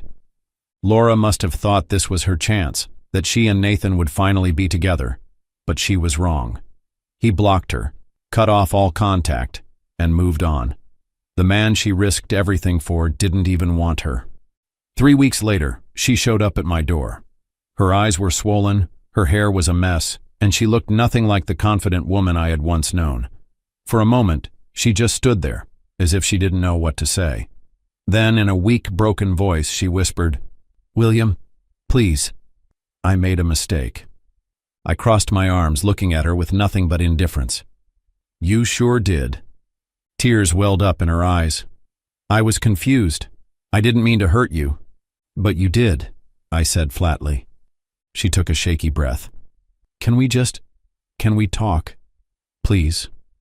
I didn't move. There's nothing left to say, Laura. We're over. You made sure of that. She swallowed hard. I miss you. I shook my head. No, you miss the security. You miss knowing I'd always be here no matter what. But I won't be anymore. She opened her mouth as if to say something, but no words came out. I could see it in her eyes. She finally understood that she had lost me for good. Without another word, I stepped back and closed the door. Locking it, I let out a slow breath. I had loved her. I had trusted her. I had planned a future with her, but she had thrown it all away, and now I was free. Thank you for watching. It started like most arguments do, over something trivial. Margaret was brushing past me in the kitchen, her face set in that familiar, exasperated expression. I could tell she was annoyed before she even opened her mouth. Logan, could you at least try to help out around here? She said, setting a stack of mail on the counter with more force than necessary. I feel like I'm the only one who cares about keeping this place together. I sighed, setting down my coffee. I do help, Margaret. I handle the bills and make sure everything is running smoothly. Just because I'm not scrubbing the floors doesn't mean I'm not contributing. She scoffed, crossing her arms. Oh, so you're contributing? You think paying the bills is enough? There's more to a marriage than money, Logan. The tension in the air was palpable, and I could feel my frustration rising. Margaret, I'm working long hours to keep us comfortable. Can't you at least acknowledge that? She rolled her eyes. Comfortable? Is that what you call this? You're so wrapped up in your work you barely notice what's going on around you. You don't even notice me anymore. I felt a pang of guilt but pushed it aside. That's not fair. I'm doing my best. That's your best? She snapped. Your best isn't enough. You're just slacking, Logan, and I'm tired of it. I clenched my fists, trying to keep my cool. What do you want from me, Margaret? I'm here, aren't I? I've always been here. Her eyes flashed with anger. Physically, sure, but emotionally, you've checked out a long time ago. The argument dragged on, circling the same points, each of us digging in deeper. Eventually, I had enough. I grabbed my jacket, needing some air. I'm going for a walk, I muttered, slamming the door behind me. The days after that argument were a blur. It wasn't that we didn't speak to each other. It was more like we had both grown silent. The tension in the house was palpable. Every word felt like it would ignite something, so we both avoided speaking unless absolutely necessary. Margaret had become a ghost in the house, retreating into herself more and more. I noticed her slipping away, not just emotionally but physically too. She spent hours out of the house, telling me she had errands or needed to clear her head. She'd come home late in the evening, looking more tired than usual, but there was something about her, a distance in her eyes that wasn't there before. I noticed her clothes getting a little more expensive, her usual routine of being home in the evenings shifting to late-night spa treatments, and weekends filled with shopping bags I hadn't seen before. It wasn't like her. I couldn't help but feel something was off. One evening, after a particularly draining day at work, I decided to leave the office early, hoping we could have a real conversation, even if it meant getting through the awkwardness. I wanted to fix things, to show her that I still cared and that I was willing to make it work. I figured a nice dinner out would help us reconnect. I hoped it would be a chance to fix things between us. But when I walked through the door, the silence hit me again. Margaret wasn't home. I sank down onto the couch, waiting, the minutes dragging by. An hour passed before the door finally opened. Margaret walked in, looking fresh from another day of indulgence, her hair pulled back in a messy bun, carrying a shopping bag from a high-end store I didn't recognize. She looked almost distant, like I was no longer even part of the picture. "Hey," I said, trying to sound casual, though I felt the frustration bubbling up inside me. "Hey," she replied, avoiding my gaze. She dropped the shopping bag on the counter and started heading toward the bathroom. "Where were you?" I called out, standing up. She turned slightly, giving me a quick glance. "Just at the spa," she said, her tone cool, like it was a regular routine. "Again? You've been at the spa every day this week. Margaret, what's going on?" Her eyes flickered with irritation, but she didn't say anything. She just disappeared into the bathroom. I stood there for a moment, my frustration boiling over. I had been hoping for an evening to fix things, but this wasn't what I imagined. I grabbed my phone and opened the bank app, checking our financial statements. What I saw made my stomach drop. Thousands of dollars. On spa treatments. On designer clothes. On things I never remembered her mentioning. She had gone on shopping sprees, and every day for the last week the charges kept adding up. There was no end to it. The credit card bill was the tipping point. I couldn't stand it anymore. When she came out of the bathroom, I was already waiting for her, arms crossed, trying to keep the anger from spilling over. "Margaret," I began, my voice tight, "we need to talk." She glanced at me briefly before reaching for the shopping bag. "Not now, Logan," she said, her tone dismissive. "I'm tired. I've had a long day." I grabbed her wrist before she could retreat again. "No, now," I said firmly. "I've had enough of this. What's going on with you? You've been gone every day, spending money like it's nothing, and you won't even talk to me. Do you even care about this marriage anymore?" Her eyes flared with irritation. She pulled her wrist free and walked a few steps away from me. "I care, Logan," she said, her voice cold. "But you wouldn't understand. You wouldn't understand what it's like feeling like this." I clenched my fists, trying to hold back the frustration threatening to break free. "Feeling like what, Margaret? You've been shutting me out for days. You're not even trying to fix things. All I want is for us to talk, but instead you're out spending money we don't have, and I don't even know who you are anymore." "Don't act like you care," she snapped, her voice rising. "You're always so caught up in your work and your routines. You don't see me. You don't see what I need." I stared at her, the anger starting to fade into something colder, something worse. "What do you need, Margaret?" I asked, my voice quiet. "What do you need from me? Because I can't keep doing this. I can't keep trying if you won't even talk to me." She looked at me for a moment, and for a second I thought I saw something in her eyes. But then she turned away again. "I need things to change, but I don't think you're the one who can do that." I was stunned. "I don't know what you're talking about," I said, my voice strained.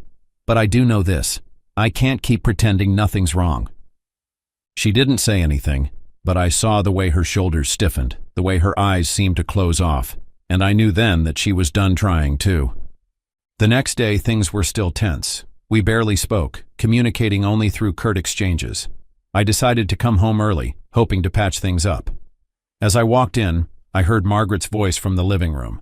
She was on the phone, her tone hushed but unmistakable. "I don't know how much longer I can keep this up, Sarah," she said, her voice tinged with frustration. "Logan's clueless. He thinks just because he pays the bills everything's fine.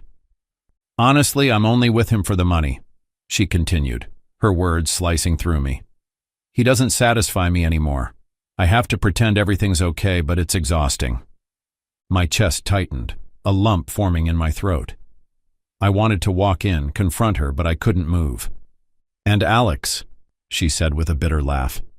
"He actually knows how to make me feel alive. Logan doesn't have a clue. He's so wrapped up in his own world." I stood frozen in the doorway, my heart racing as Margaret's words cut through me. Who the hell is Alex? And how could he make her feel alive in a way I couldn't? "I took Alex to the spa yesterday," she said, her voice thick with satisfaction. "It was so much better than anything Logan ever does for me." My fists clenched by my sides as the flood of anger and hurt swirled in my chest. "Afterward, we went to that hotel by the marina," she continued, her tone full of excitement. "We spent the evening there, Logan's money paying for everything. I can't remember the last time I felt this good. It's like nothing with Logan anymore." Her words hit me like a punch to the gut. She wasn't just cheating on me with Alex. She was using my own money to pay for everything. "I can't bring Alex back here all the time," she added with a nervous laugh, her tone suddenly shifting to something more cautious. "What if Logan catches us? I can't have him know." The weight of her words hit me like a ton of bricks. All the years I had spent trusting her, all the sacrifices I had made, and now it was all reduced to nothing. She wasn't just dissatisfied with me, she was actively betraying me, giving herself to someone else, someone I didn't even know. And worse yet, she was bringing him into our home, the place where we were supposed to build a life together. I quietly left the house, the anger bubbling up inside of me, mixing with disbelief. I couldn't just let this go. I couldn't let her destroy everything without consequences. I needed to gather myself, to think about what I would do next. That night, as I lay in bed, a plan began to form. I would make her pay for this betrayal. I wouldn't just walk away quietly.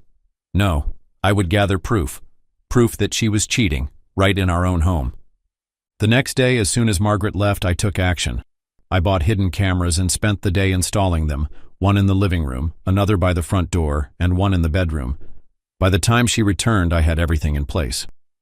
When she walked in, I casually looked up from the couch. I needed an excuse to leave the house and give her space so she could bring Alex over.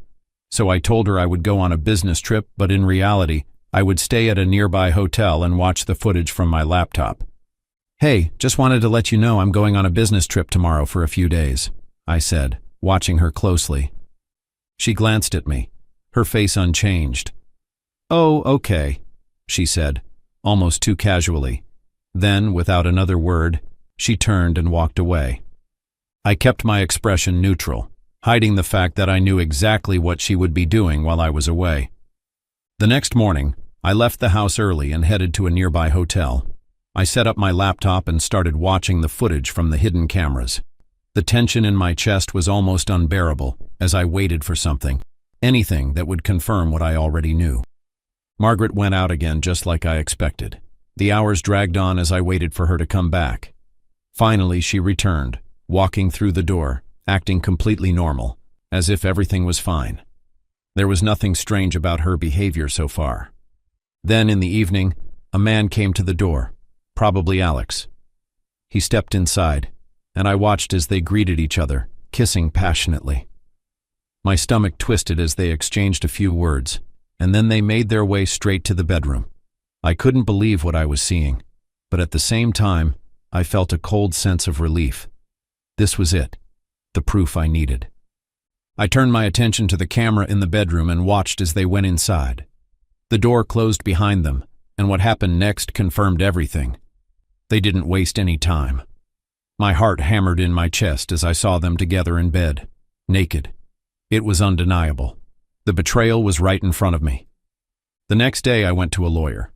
I had to protect my assets, my finances. I needed to make sure I had everything in place before the divorce started. I didn't trust Margaret to play fair after everything that had happened, and I wasn't going to let her take a single thing from me in this divorce. Then I transferred all the money from our joint account into my personal account, just in case. After that, I packed my things from the hotel and headed back to the house. Margaret wasn't there again, so I waited for her to come home, ready to confront her. After about 2 hours, I heard the door open. I sat on the couch, waiting, my mind racing with the images from the night before. Then I saw them, Margaret and Alex, kissing passionately as she opened the door. They walked in, their lips still locked, oblivious to my presence. I stayed silent, watching them move further into the house without a word. I wanted her to realize I was there, to feel the weight of the moment before I spoke. It didn't take long for her to notice. When she saw me sitting there, her face drained of color, and she froze in place. "Logan, what are you doing here?" she demanded, panic rising in her voice. Alex stood there for a moment, stunned. Then he bolted out of the door like a coward, not even stopping to say a word. I watched him run out, trying to escape the mess he'd helped create. I stood up from the couch, my voice steady but filled with anger. "I worked all those hours so you could have everything, and this is how you repay me." "I was lonely," she said, her voice shaking, trying to defend herself. "You thought I wouldn't find out about your lover?" I shot back. "That you'd spend my money on him, on dates, on spa treatments while I'm working my butt off to provide for us?" She tried to speak, but I cut her off. "Shut up," I snapped. "You've said enough." I pulled my phone out of my pocket, the weight of the moment pressing on me. "Now I'm going to show everyone who you really are," I said as I started sending the footage. I sent the video of her kissing Alex, followed by the footage of them in the bedroom, naked. I wrote a message to family and friends. This is who she really is. She's been lying to all of us. Margaret's eyes widened in horror as she watched the messages come in. "What did you do?" she whispered, her voice trembling. "I made sure everyone knows the truth," I spat, my voice thick with anger. I looked at her one last time. "It's over. I've already filed for divorce. Pack your things and leave my house. I don't want you here anymore." She stood there, stunned, unable to speak. The woman I had once loved, the woman who had betrayed me in the worst way, was finally gone. I didn't stay to watch her pack, but I knew she would have no choice but to leave. And as I walked out of the room, I knew I had taken the first step in reclaiming my life. The divorce was quick and bitter. Margaret fought for whatever she could, but the evidence I'd gathered, the videos I sent to family and friends, sealed her fate. In the end, she didn't get a dime from the divorce. Everything I had worked for was protected. Her reputation was destroyed, and the shame she felt became something she could never escape. Her friends turned their backs, leaving her to pick up the pieces of the life she had recklessly torn apart. Margaret never fully recovered from the humiliation, struggling to rebuild a life outside the one we had shared. The truth weighed heavily on her wherever she went, and deep down, I knew she could never outrun it. For me, it marked the beginning of something new. I wasn't sure where I was headed, but I had taken back control. The scars would remain, but they'd serve as constant reminders that I would never allow such betrayal again, and for the first time in a while I felt like I could breathe. Thank you for watching. My name is David. I serve in the military, a life of discipline, sacrifice, and long stretches away from home. For 2 years I was deployed overseas, pushing through every grueling day with one thought keeping me going. Ashley, my fiancée. She was my world. The one thing I looked forward to, the one person I couldn't wait to hold again. I dreamed of coming home to her on my next leave, of seeing the look on her face when I surprised her. I had it all planned out. The perfect homecoming, the perfect moment. I was going to ask her to marry me, but life had other plans for me. 3 months before that leave, I had taken another short break from deployment. It was brief, but it reminded me of exactly what I was fighting for. I got to spend some incredible time with Ashley, and it felt like no time had passed at all. We spent our days together doing the simple things we loved. Then a sense of certainty filled my chest. When I came back, I would finally ask her to marry me. We had been through so much together, and I was ready for the next chapter of our lives. On the day I had to leave, Ashley and James, my best friend, came with me to the airport to say goodbye. James and I had been inseparable since we were kids. We went through everything together: school, sports, and even joined the military at the same time. He was like a brother to me, and I trusted him completely. I remember telling James, "Take care of her, man. I'll be back before you know it." And to Ashley I said, "It's just 5 months, baby. I'll be back soon. Love you." Ashley squeezed my hand, her eyes brimming with unshed tears. "I'll be here waiting for you," she whispered, her voice wavering as she held me a little tighter. I could feel the weight of the goodbye between us, even though we tried to keep it light. The days apart were always the hardest, but I kept telling myself it would only be a few months before I'd be home again, and then I'd make everything right. It was planned for me to take my next leave 2 months later, but I couldn't wait to get back home to propose. So I took an early leave, excited to give her the surprise of a lifetime. Instead, I was the one who got a shock. I didn't tell Ashley I was coming back earlier. I wanted it to be a special moment she would remember forever. I'd been thinking about it for months, and now the time had finally come. I grabbed a cab straight from the airport, making a stop first to pick up the wedding ring I had ordered just before I left. It felt surreal, holding it in my hands after all this time. As I was leaving the jewelry store, I ran into Lucas, another good friend of mine. We hadn't caught up in a while, especially with all the time I'd been away. "David, man, is it really you?" he said, his face lighting up as he walked over to shake my hand. "Yeah, man, it's me. Just got back." "Good to see you, bro. How's everything been?" "Same old. Long months, but I'm back now. Can't wait to get home to Ashley." "Yeah, I bet. You've been gone for a while," Lucas said, a friendly smile on his face. I grinned. "I'm planning on asking her to marry me when I get home." Lucas raised his eyebrows in surprise. "Man, that's awesome. She's lucky."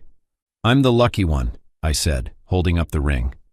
"I've missed her more than anything. I just want to get home and surprise her." "She told me you've gone out a few times over the past few months," I continued. "Yeah, we've all gone out together a few times. James, Ashley, and some of the other friends," Lucas replied. He paused for a second, looking a little more thoughtful. "But she's been hanging out with James a lot more the last month or so. I don't know, maybe it's nothing, but it's been a little more than usual." I nodded, not thinking much of it. "Yeah, they've always gotten along well, that's cool. Nothing wrong with that." "I guess you're right," Lucas said, giving me a reassuring smile. "Well, good luck with the proposal, man. She's gonna love it." "Thanks, man. Catch you later," I said before getting into the cab. On the way home, I stopped to pick up flowers and a bottle of champagne to celebrate the occasion.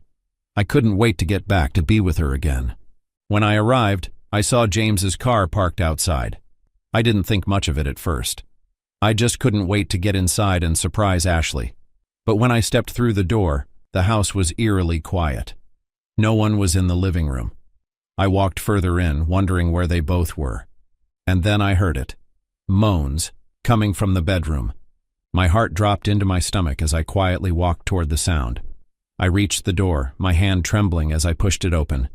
There they were. Ashley, James, in my bed. For a second I couldn't breathe. It felt like someone had just stabbed me in the chest. Ashley gasped when she saw me. She scrambled to pull the sheets over herself. "Oh my God, David!" she shrieked. James just sat there, frozen, his eyes wide like a deer caught in headlights. I dropped the flowers and the champagne bottle I had been holding. They hit the floor with a sharp clink and a dull thud. "You son of a—" I lunged at James, grabbing him by the throat and slamming him against the wall. "David, stop! Ashley screamed, pulling at my arm. James coughed, struggling against my grip. Man, please, I'm sorry. I let go and stepped back. My whole body was shaking. Sorry? I spat. You slept with my fiancé. My fiancé, James. How could you do this? We were like brothers. He looked down, ashamed. Good. He should be. Ashley reached for me. David, please. I pulled away. Don't touch me. Tears streamed down her face. It wasn't supposed to happen. I let out a bitter laugh. Oh, really? So what, you tripped and fell on him? She sobbed. I was lonely. For the last 2 years, you've rarely been here. I missed you. I needed someone. I clenched my jaw. What do you mean you needed someone? What about me? You couldn't wait a few months? Is this how desperate you are? That you couldn't hold on until I got back? James started putting his clothes back on, shifting awkwardly as he tried to gather himself. Man, we didn't mean for it to happen. It just... But I cut him off, my voice low and dangerous. Shut up. Just shut up. Without wasting a moment, I grabbed him by the shirt and threw him out of the house, slamming the door behind him. Then I turned back to Ashley, my eyes cold as ice. How long? I gritted my teeth. How long has this been going on? She hesitated. How long, Ashley? 8 months. I staggered back, feeling like the floor had been ripped out from under me. 8 months. While I was overseas, sending her letters, missing her, dreaming about her, she was with him. I nodded slowly, the weight of it sinking in. I see. I was going to ask you to marry me, Ashley, I added, my voice breaking despite my attempt to stay composed. That's why I came home early. I was ready to take that next step with you.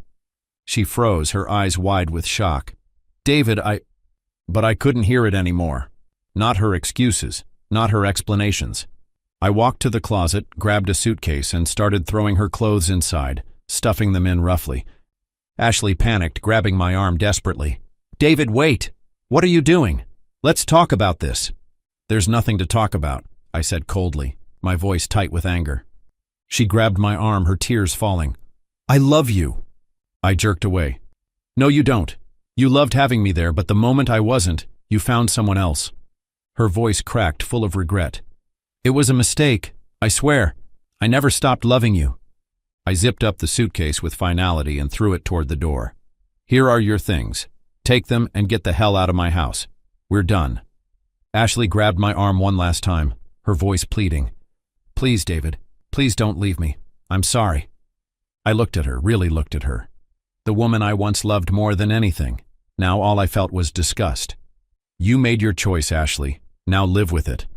And with that, she walked out. I couldn't believe what had just happened. Everything I had built in my mind, everything I thought we had, shattered in an instant. My chest tightened, and for a moment, I just stood there, staring at the door she had walked out of. I needed to make sure she couldn't come back in. So I called a locksmith to change the locks, preventing her from having access again. It felt like the only thing I could do to regain some control over the situation. That night I called Lucas and told him to meet me at a bar, hoping he could offer some kind of comfort or distraction. When I got there, I told him everything. His face was a mixture of disbelief and sympathy. He couldn't believe it either. Man, I'm so sorry, he said, shaking his head. That's brutal. The next day, I couldn't stand being in the house alone. I needed to be with family. My parents lived about an hour away in the next city, so I drove there, hoping to find some comfort in their company. When I told them what had happened, their jaws dropped. They were just as shocked as I was. My mom pulled me into a tight hug, and my dad just shook his head, unable to say anything for a long time. But even after that, the chaos didn't stop. Ashley bombarded me with calls and texts. She apologized over and over again, begging for a second chance, telling me how much she regretted everything. But I didn't respond. James started calling and texting too, trying to reach me, probably to explain himself, but I didn't pick up. I couldn't hear either of them. There was nothing they could say that would fix this. They had made their choices and now they had to live with them. 2 days passed before I could bring myself to go back home. The house felt like a foreign place, empty and cold. But it was where I needed to be. I couldn't stay at my parents' house forever, and I needed space to figure things out, even if it meant facing the pain head on. That evening I was sitting on the couch trying to distract myself from the chaos in my mind. The quiet was almost unbearable, but at least it was mine. Then, I heard a knock at the door. I froze, my heart instantly racing. I wasn't ready for this. I walked over to the door, my mind already running 100 miles per hour. I looked through the peephole, and there she was, Ashley. My hand hovered over the doorknob, but I couldn't bring myself to open it. The emotions that surged through me were too much. Anger, hurt, betrayal. It all came flooding back. I gritted my teeth and yelled through the door, "Leave, now." I heard her voice then, soft and shaky. "David, please. I'm sorry. Please just let me in. We need to talk." But I didn't say anything. I couldn't even look at her anymore. What was there left to say? Then came the sound of her sobs muffled through the door. I stood still, every inch of me wanting to open it, to do something, anything. But I knew I couldn't. I couldn't forgive her. Not after everything. The sobs continued for a while, a painful reminder of what she had done. I heard her footsteps retreat, but I didn't move, didn't let my guard down. I leaned against the door, my chest tight, feeling every ounce of the hurt she had caused me. But I wasn't going to let it break me. I couldn't forgive what she did to me, and I wasn't going to let her back into my life, no matter how many apologies she had. The following day I decided to go out, get some air, and try to clear my head. I met up with a few friends at a local bar, trying to forget the mess my life had become, even if just for a little while. I needed the distraction, and they were more than willing to provide it. We were sitting around a booth, laughing, talking about anything and everything, when I looked up and saw them. Ashley and James. They were standing at the entrance of the bar looking right at me. I could see the regret in their eyes, but all I felt was rage and disgust. Before I could get up, they were walking toward me. "David, please, we need to talk," Ashley said, her voice shaking as she stood in front of me. I couldn't believe they had the audacity to show up like this, to approach me after everything. I was done. I had no more words left for them. "Talk?" "There's nothing left to say, Ashley," I said, my tone icy, as I stood up from the table, staring them both down. "You made your choice, both of you, and now you have to live with it." James opened his mouth, but I cut him off before he could say anything. "No, don't even try to explain. I'm done with you. I'm done with both of you." Ashley's face crumpled and I could see her eyes filling with tears again, but I wasn't moved. I couldn't be. "You don't get to come back into my life, Ashley. You don't get to ask for a second chance after you destroyed everything we had," I said, my voice cold and final. "And you," I turned to James, "you're nothing more than a traitor, my best friend, and you slept with her. You both betrayed me, and I won't let either of you back in." James didn't say anything, just stood there looking ashamed, but I didn't care anymore. "I don't want to hear from either of you again.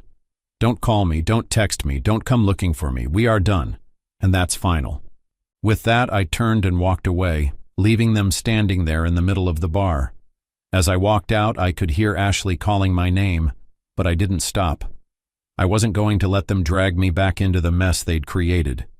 Eventually, my leave ended, and I had to go back. The betrayal still stung, but I had no choice but to keep moving forward.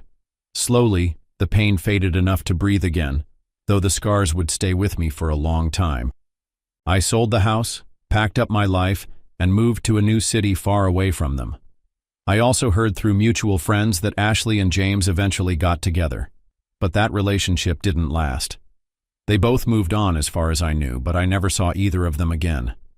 I wasn't the same, and trusting people again wasn't easy. But I kept going, one step at a time, trying to rebuild what had been broken. It wasn't perfect, but it was progress. Thank you for watching.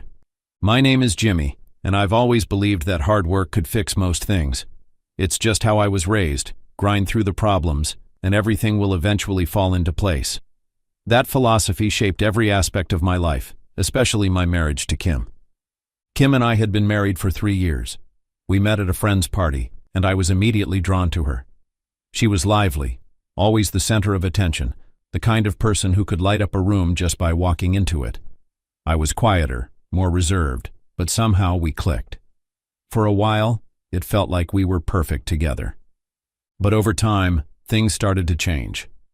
I worked long hours in finance, often coming home late and exhausted. My job was demanding, but I convinced myself that I was doing it for us. I wanted to provide for Kim, give her a life free from worry, full of comfort and security. Lately, though, I sensed a distance growing between us. Kim seemed less interested in spending time together. Our conversations were shorter, more perfunctory. She laughed less, and when she did, it felt forced. I thought maybe she was just going through a rough patch, maybe bored with the routine of daily life. I figured a little effort could reignite the spark. So, I planned a romantic evening for us. I made her favorite dinner, pasta carbonara with a side of garlic bread. I even picked up a bottle of her favorite wine. The table was set with candles, the lights dimmed just right, and soft music played in the background. When Kim came home that night, she seemed pleasantly surprised. "Wow, Jimmy," she said, smiling as she took in the scene. "What's the occasion?" "Just thought we could have a nice evening together," I said, hoping this would be the start of something better. We ate, and for a while, it felt like the old days. We talked, laughed, and for a fleeting moment, I thought maybe things were turning around. But then, just as we were finishing dessert, Kim suggested something unexpected. "Why don't we invite a few friends over? We could have a small party, make the night more fun," she said, her eyes bright with excitement. I hesitated. I'd been looking forward to a quiet evening with just the two of us, but I didn't want to dampen her spirits. "Sure," I agreed, thinking maybe a change of pace would do us good. Kim quickly got on her phone, and within the hour a few of our friends had arrived. The house filled with laughter and chatter. Drinks flowed freely, though I kept mine to just one or two. I wanted to keep a clear head. Kim, on the other hand, was drinking a lot more than usual. She was in her element, dancing, laughing, and enjoying herself. For a moment I was happy to see her like that, even if it wasn't the evening I had planned. As the night wore on, Kim got visibly drunk. It was subtle at first, the way she leaned a little too heavily on her friends, her words slurring just a bit. But soon it became apparent to everyone that she was far gone. I thought about calling it a night, sending everyone home. But before I could, Kim started talking, loudly. "Jimmy," she called out, her voice slurring, "come over here." I walked over to her, unsure of what she was about to say. "I'm bored, Jimmy," she said, loud enough for everyone to hear. The room went silent, the laughter dying down as people turned to watch. "Bored?" I asked, trying to keep my voice steady.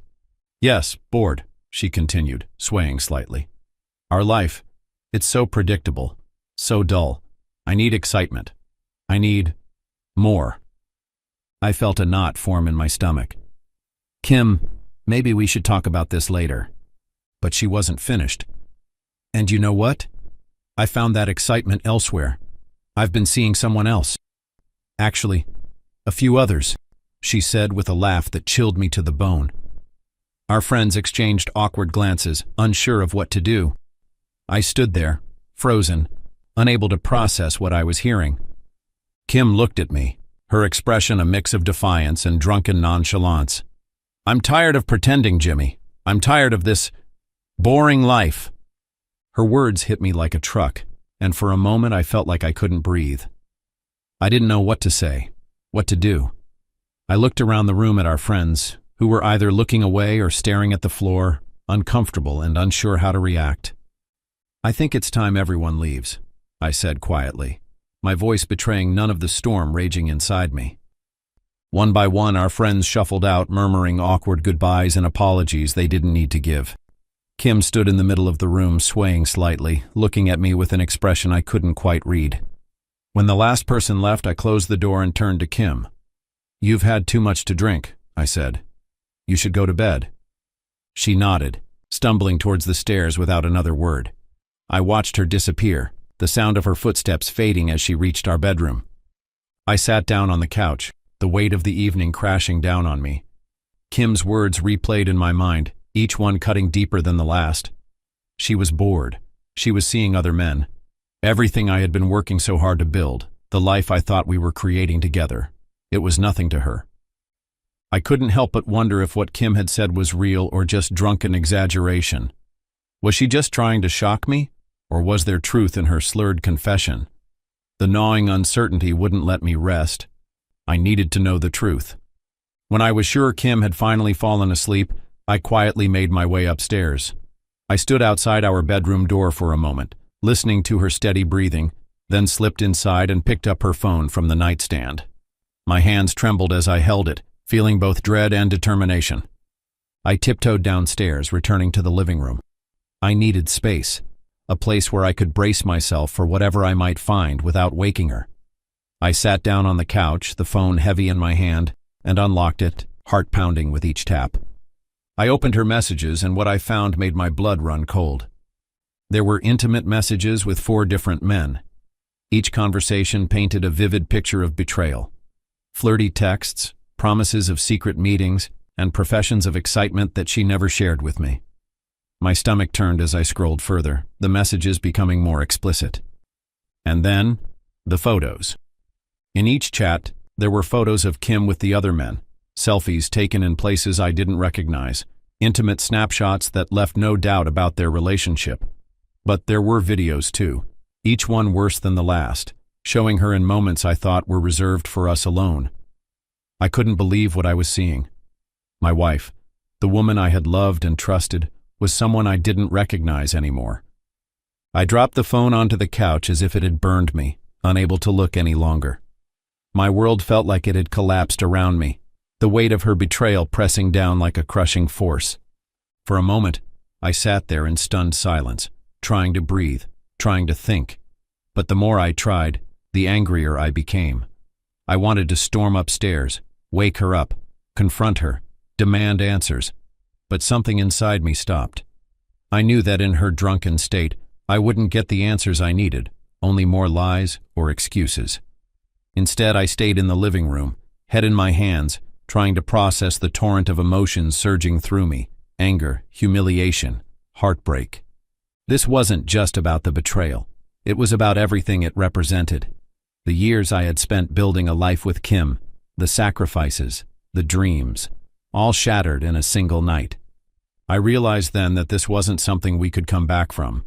There was no fixing this. No amount of effort on my part could repair what she had done. She hadn't just broken my trust, she had demolished it. By the time the first rays of dawn began to seep through the curtains, my mind was made up. I would just leave. Not out of spite or revenge, but because I knew I deserved better. I couldn't stay in a marriage built on lies and infidelity.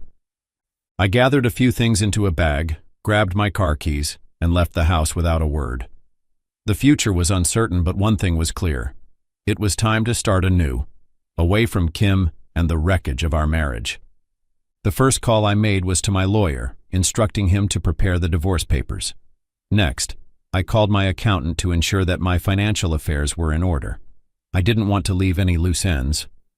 I reached out to my family, letting them know that I was leaving Kim and asking them to keep my whereabouts private. I needed space to heal, to rebuild without interference. In the days that followed, Kim tried to contact me. Calls, messages, even showing up at my parents' house. But I didn't respond. There was nothing left to say. She had made it clear how she felt, and now I was making it clear how I felt. But eventually, I knew I couldn't avoid her forever.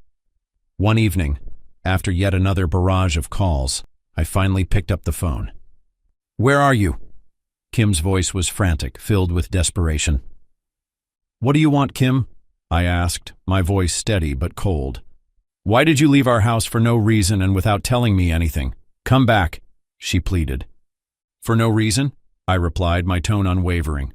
"I'm not coming back, Kim. I know everything. I've seen the messages, the photos, the videos. I know about the other men you've been sleeping with." There was silence on the other end for a moment, then a shaky intake of breath. "Jimmy, please. I made a mistake. I was bored. I wasn't thinking. Please, we can fix this." "No, Kim, we can't," I said firmly. "You didn't just make a mistake. You made a choice, over and over again. And now I'm making mine. It's over. I'm filing for divorce." "Jimmy, no. Don't do this. I love you. I need you. I'll do anything to make it right," she begged, her voice breaking. But her words, once so powerful, now meant nothing. It's too late, Kim. You destroyed what we had. There's no going back. I hung up before she could say anything more, blocking her number. I sat back, feeling a strange sense of calm wash over me. It wasn't relief or happiness, but it was clarity. I had taken the first step toward reclaiming my life. The rest I knew would follow. When the divorce papers were finally served, she hesitated at first, perhaps hoping for a reconciliation. But when she saw the settlement, she signed without a fight. Kim had always been practical when it came to money. Months passed. I moved to a new city and focused on rebuilding my life. It wasn't easy, but with time I began to feel more like myself again. Kim, on the other hand, spiraled. The life she thought she wanted brought her nothing but trouble. Financial problems, failed relationships, and eventually, isolation. I heard through the grapevine that she was struggling, but I felt no satisfaction in her downfall. I was simply indifferent. Kim was a chapter of my life that had ended, and I had no interest in revisiting it. Years later, when Kim showed up at my door, asking for forgiveness, I was caught off guard. How the hell had she found me? That was Kim, always determined, always chasing after what she couldn't have. But now, standing before me, she looked different. The self-assured confidence I once knew had been replaced by something much more fragile, almost broken. Her eyes were red, makeup smudged from tears, and her voice wavered as she spoke. "Jimmy, please, can we talk?" I paused, taking in her appearance.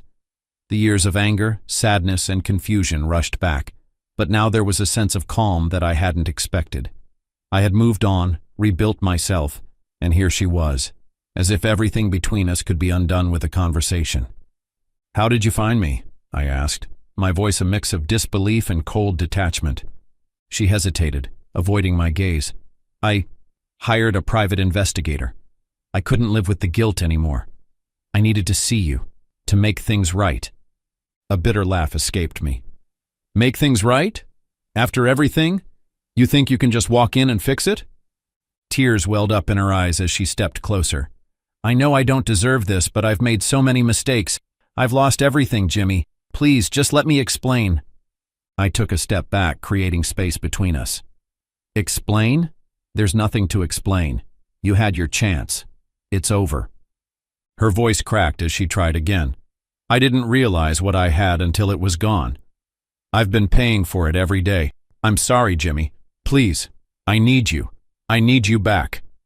The coldness inside me was unmistakable.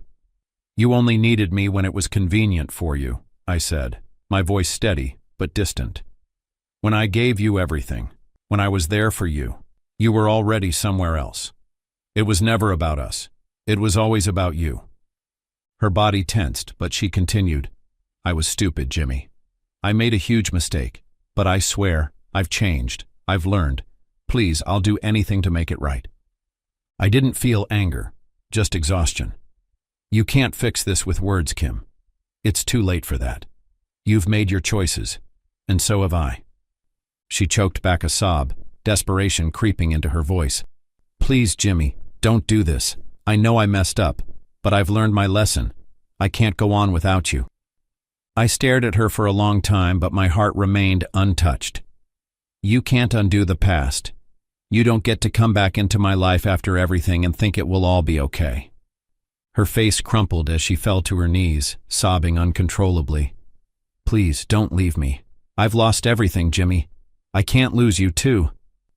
I was resolute. "You've already lost me. I've moved on, and so should you." With that, I shut the door, closing off any chance of turning back. Walking away wasn't easy, but it was the only way to reclaim the peace I had fought for. Sometimes, letting go is the only path forward. And that's exactly what I did. Thank you for watching.